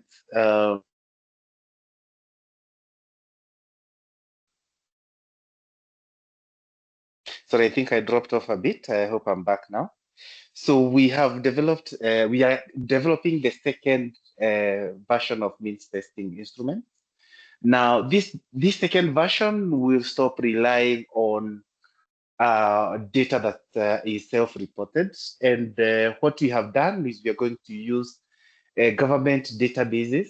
So we have so many government databases that are in different places within the government. So from the Ministry of Interior, Ministry of Lands, we have the National Treasury, we have Ministry of Transport, we have Education, etc. So we have so many data sets which Kenyans actually provide willingly. So we have got permission from data protection to actually merge all these data sets into one large pool, which we can use for means testing. This hopefully will actually be used for if it runs well, will be used for both health and education and social protection. And what happens in this case is that we will get the data from any data that is stored on an individual. We'll merge it, and then we'll do a means testing on that data. So all the variables that we merge from an individual will help us construct the picture of that individual and the wealth profile of that individual. And this data also includes, is mainly consumption data. So we will no longer be looking at the household data that we were, for example, using in the first version of the means testing. So we will look more at consumption data that has been collected by government agencies and use that to construct the probable income of that household. So in the second version, the issue of self-reporting will be eliminated. We hope to go live probably by end of this week or early next week with the second version. And hopefully that will cure that issue of means testing and the premiums being either too low or sometimes inaccurate. And with that, Sheila, I hope the questions are well answered. Back to you. Yes, that's the best answer I've had. I've asked that question so many times, and that's probably the most clear answer I've had. So, my dear guests for this panel, we are running out of time. We were supposed to end by 7:30 Kenya time, so we have 5 more minutes. So what I will propose as a middle ground is I will ask my last question, and at this we'll multitask. I'll ask the last question to Dr. Mercy, and we'll multitask. I'll ask you to also fill another poll as well, as Dr. Mercy just winds up on that last question. And then what we'll do is at 6:30, people can drop off if you have another engagement. But if you had a pressing question, you can remain behind. I'm sure Dr. Mercy won't mind remaining behind, or her team maybe. Yes, okay. So Dr. Mercy has said she can remain behind for a few more minutes to answer questions. So I'll ask Dr. Mercy the last question. Please fill in the poll as she answers, and then at 6:30, then whoever needs to drop off can drop off. Whoever needs their questions answered can stay. So Dr. Mercy, the last question is on co-funding. So now we have the central government that has SHA, but we also have counties that have other UHC schemes. For example, Mwangangi Care is working very well. And in this whole webinar, we've really grappled in many ways about the question of cost of care, funding. And I'm wondering if I'm in Mwangangi, for example, shouldn't there be a way where the SHA collaborates with Mwangangi Care in a way, or with counties, or even has minimum requirements of what the county should be doing, which would even relieve the cost of care of SHA. So that is my last question to you. How is SHA collaborating with counties? Great, thanks, Sheila.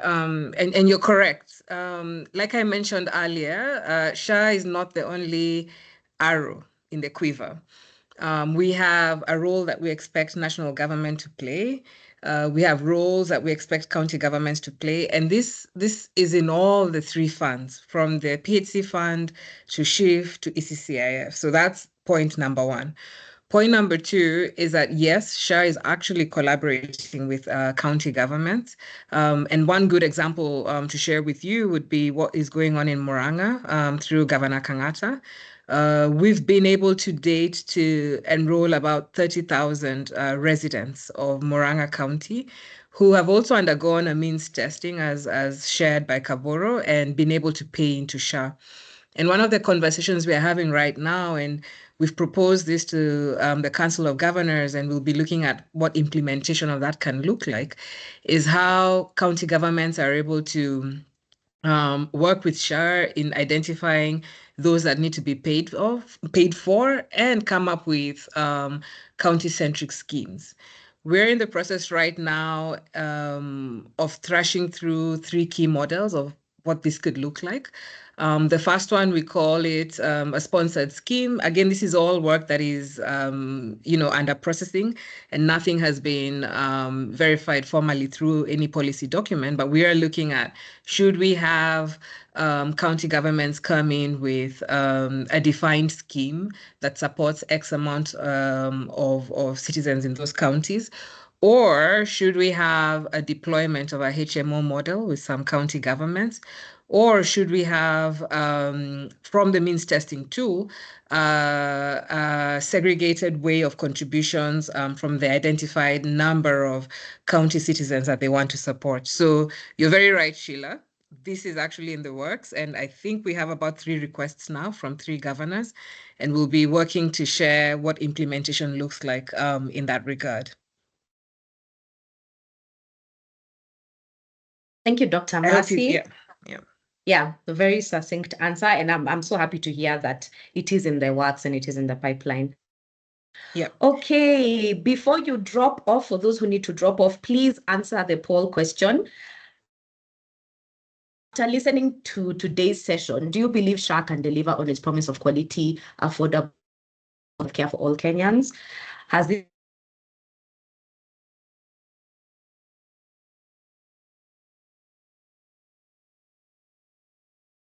Sheila, we've lost you.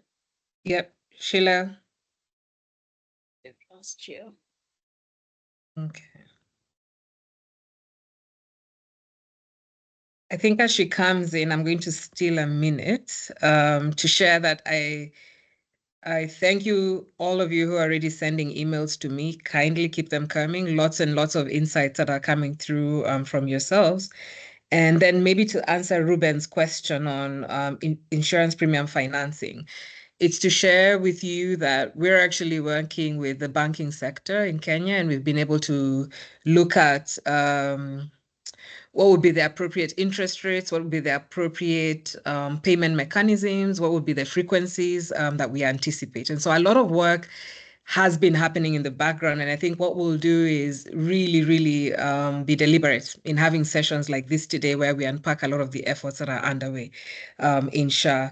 I also see a question on black tax and whether we would be looking at consumption vis-a-vis buying of medicines. Like I shared earlier, there are conversations to see how we can set up PBS schemes. There are also conversations to see how that could evolve to diagnostics to be able to reduce the cost of care.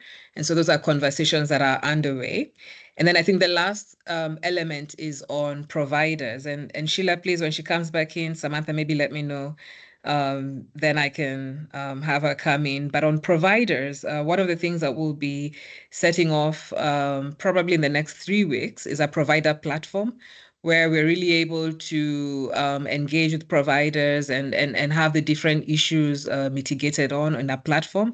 Pretty much what you would call a SHA scorecard on the issues that are being raised by providers. And so there's a lot that's in the works, and we'll aim to keep everyone updated. And again, like I said, I'm really encouraging your interaction. And for those who've already sent emails, keep them coming. I will respond to each and every one of those emails. Thank you. Thank you very much. I can see Sheila is not yet back, but we have a number of questions. Thanks for addressing a couple of those questions. I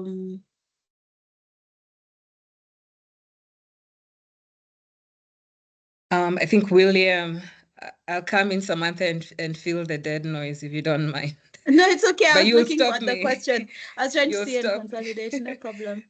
I think Abora has done an excellent job of sharing the challenges we've had with means testing. And like he shared, you know, for those of you who've engaged with means testing in different countries, I've worked on the Australian system. I know how difficult it can be to deploy a means testing mechanism.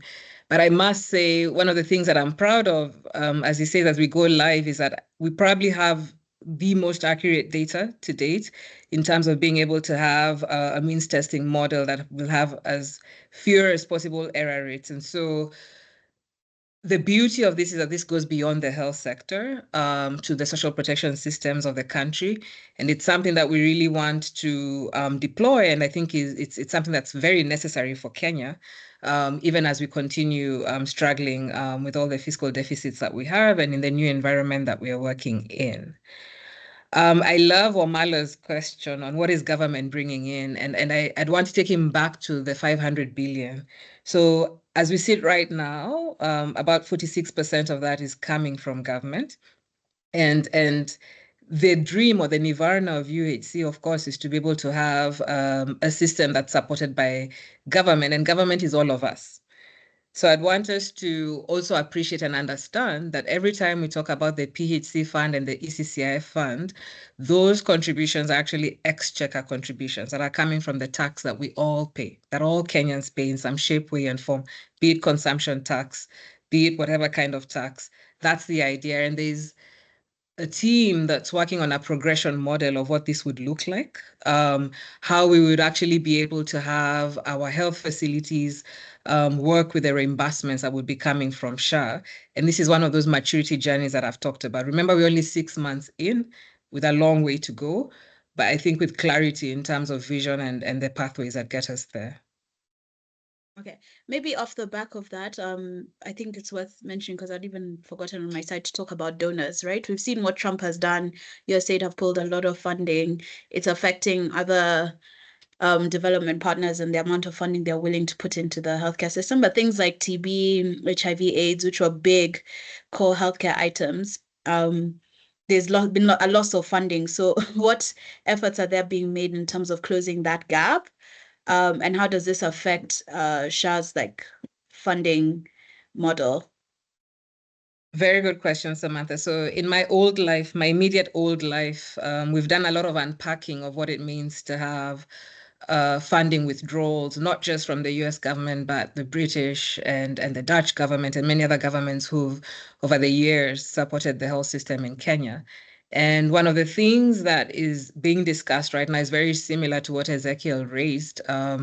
What have partners or external funders been supporting in the long term? And primarily, this has been in the cost or in the price of commodities and medicines. And so one of the things that really pushes us to ensure that SHA works is that Kenya will have to, over time, in the medium term, become sustainable and be able to accommodate the costs of those medicines and products, which are the highest, should I say, funding elements, even in external funding. And when I mentioned the PBS scheme, and I like that someone has said we need to be meeting monthly, we will be engaging the Pharmaceutical Society of Kenya and other partners, including the external funders who've come to us and asked, how do we start having SHA participate in the sustainability of the commodities and medications that they've been supporting over the years? So it's in the pipeline. Okay, and I think I saw a question in the Q&A around fraud, right? So fraud is a big issue. It's a big issue as to why the NHIF funding gap, why there's bills, there's historical bills as well from NHIF. So how do we how are you dealing with fraud, both at the provider level, the patient level, and an internal level, in terms of even building up trust?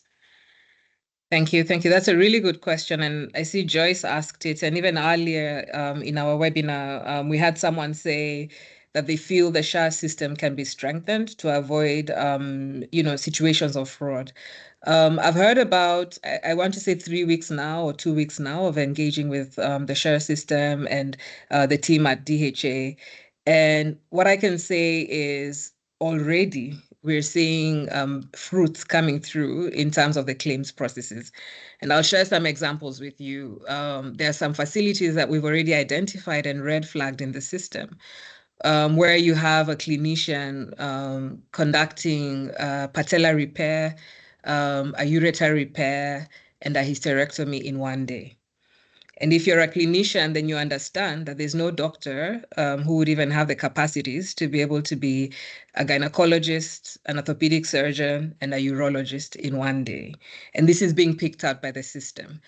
Is the system perfect? And I keep really sharing with colleagues, the system is not perfect, but it's already picking up elements, and we intend to continue improving and making sure that the system is mature enough to pick some of these issues. We hope to share, most likely by the time we get to December, a new way of reporting on our claims. That includes, of course, the financial reporting mechanisms that we've always followed, but we will be introducing non-financial reporting. And part of that will include a post-claim medical audit process that we're instituting to be able to come to say that we had 100,000 claims for dialysis, of which X amount claims were adjudicated and confirmed to be false. So those are some of the things that we're working on to really, really increase accountability and transparency in this system. We now, Samantha, the last time I checked, are actually able to flag out some of the things that were there in the old system. We are not blind to the fact that fraud is very, very common in the insurance industry, particularly medical insurance. But right now, the system is locked up to the point where you cannot have two claims being processed at the same time. I'm getting lots of complaints on my phone from Kenyans who are trying to access a hip repair and a knee repair in one person. And that's because we've put those system locks now. And so we're continuing, on and on to really improve and mature that system. It's not perfect by any means, but we're working on it. Okay, great. Thank you. I see Samantha. Sheila's back. Yeah, I see Sheila's back. So yes. You're actually doing the Q&A very well, so I'll allow you to continue. But I want don't want George to add to that question. Or rather to add to the answer in terms of fraud. But that was actually one of the questions that I didn't get time to ask him. I mean, as private insurers, we are struggling. IRA shows that we are loss-making. So can you add anything to what Dr. Mercy has said in terms of what we see in the private sector? And what can SHA borrow from us, or what are your thoughts? Thanks, Samantha. Yeah, thanks. Thanks, Sheila. Sure. So I think when we step back and look at it, perhaps in the context, not just from private health insurance, but also just on the healthcare navigation, is asking what is the largest cost driver. And I think it's been aptly put, even within our own data internally, we do see that drugs, prescriptions form a significant component of the healthcare cost expenditure. And a lot of our drugs are being imported into the country. So then the question is, if you understand your cost driver and you want to control the cost, then what are the logical ways that you can control the cost? So of course, fraud has been sort of cited as one of the reasons why insurance companies are loss making, and I think also why NHF, as it was structured, was bleeding. If you are able to pick out through systems real time, so as and when a doctor is doing even a prescription, you can be able to match and say, does this prescription match the clinical symptoms that was presented by the patient? So the system needs to be extremely smart to that level of granularity that you can pick out incidences of fraud. And remember, fraud can either be instigated at provider level or at patient level. So we also need to be cognizant of that fact. Then I think it's also important to just understand the healthcare spending habits for Kenyans to begin with. Right.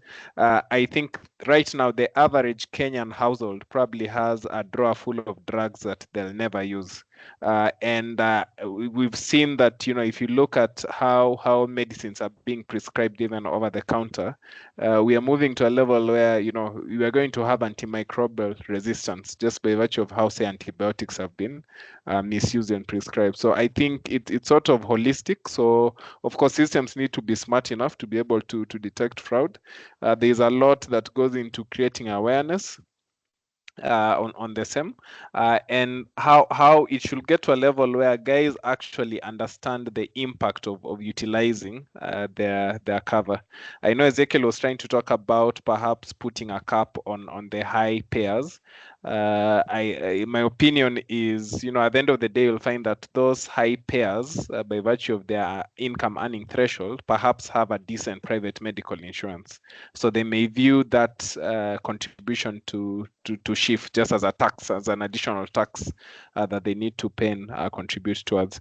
But when it comes basically to fraud, it's more on the systems being able to flag those out real time, then just having a candid conversation with the hospital providers, because you see, whether you're looking at private, whether you're looking at NHF, the people who actually determine how much you're going to pay and how much you can potentially bleed is the hospital network and the healthcare provider. So again, just having a candid conversation with them around that, and just dovetailing to my previous point around making sure that at least we have a national healthcare system that can share data and give us visibility around what's happening real time.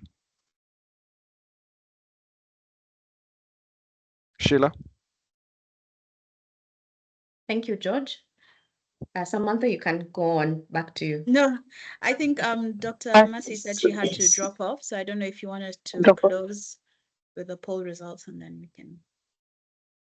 Yes, the poll results, unfortunately, many people didn't answer. We have 4 people saying that they're hopeful and 3 people saying no. So, well, at least now we have more yeses than no's, but we have few, there are few. Yes. So Dr. Mercy, then, so should we have her last words? Thank you, Sheila. I think for me, it's to request the Actuarial Society to work with SHA. I really want to formalize our engagements. I've seen suggestions on monthly webinars. I think it's very important, particularly in this very infant stage of SHA, to engage as much as we can.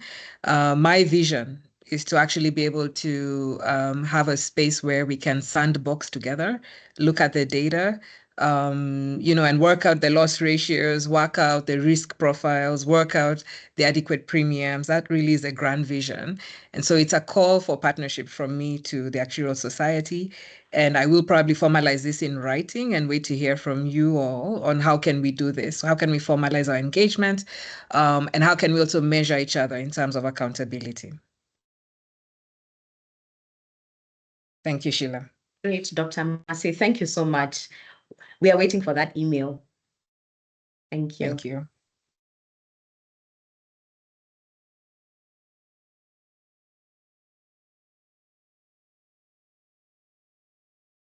Okay, so Samantha, do you want to continue? No, I don't know if you want to still continue the Q&A. I think we can close. We can continue, right? We can close, or I don't know where the rest of the. I think it's heading to it's already 7:40. Maybe we can. Yeah, close. we're heading to. We can close. All right. Yeah.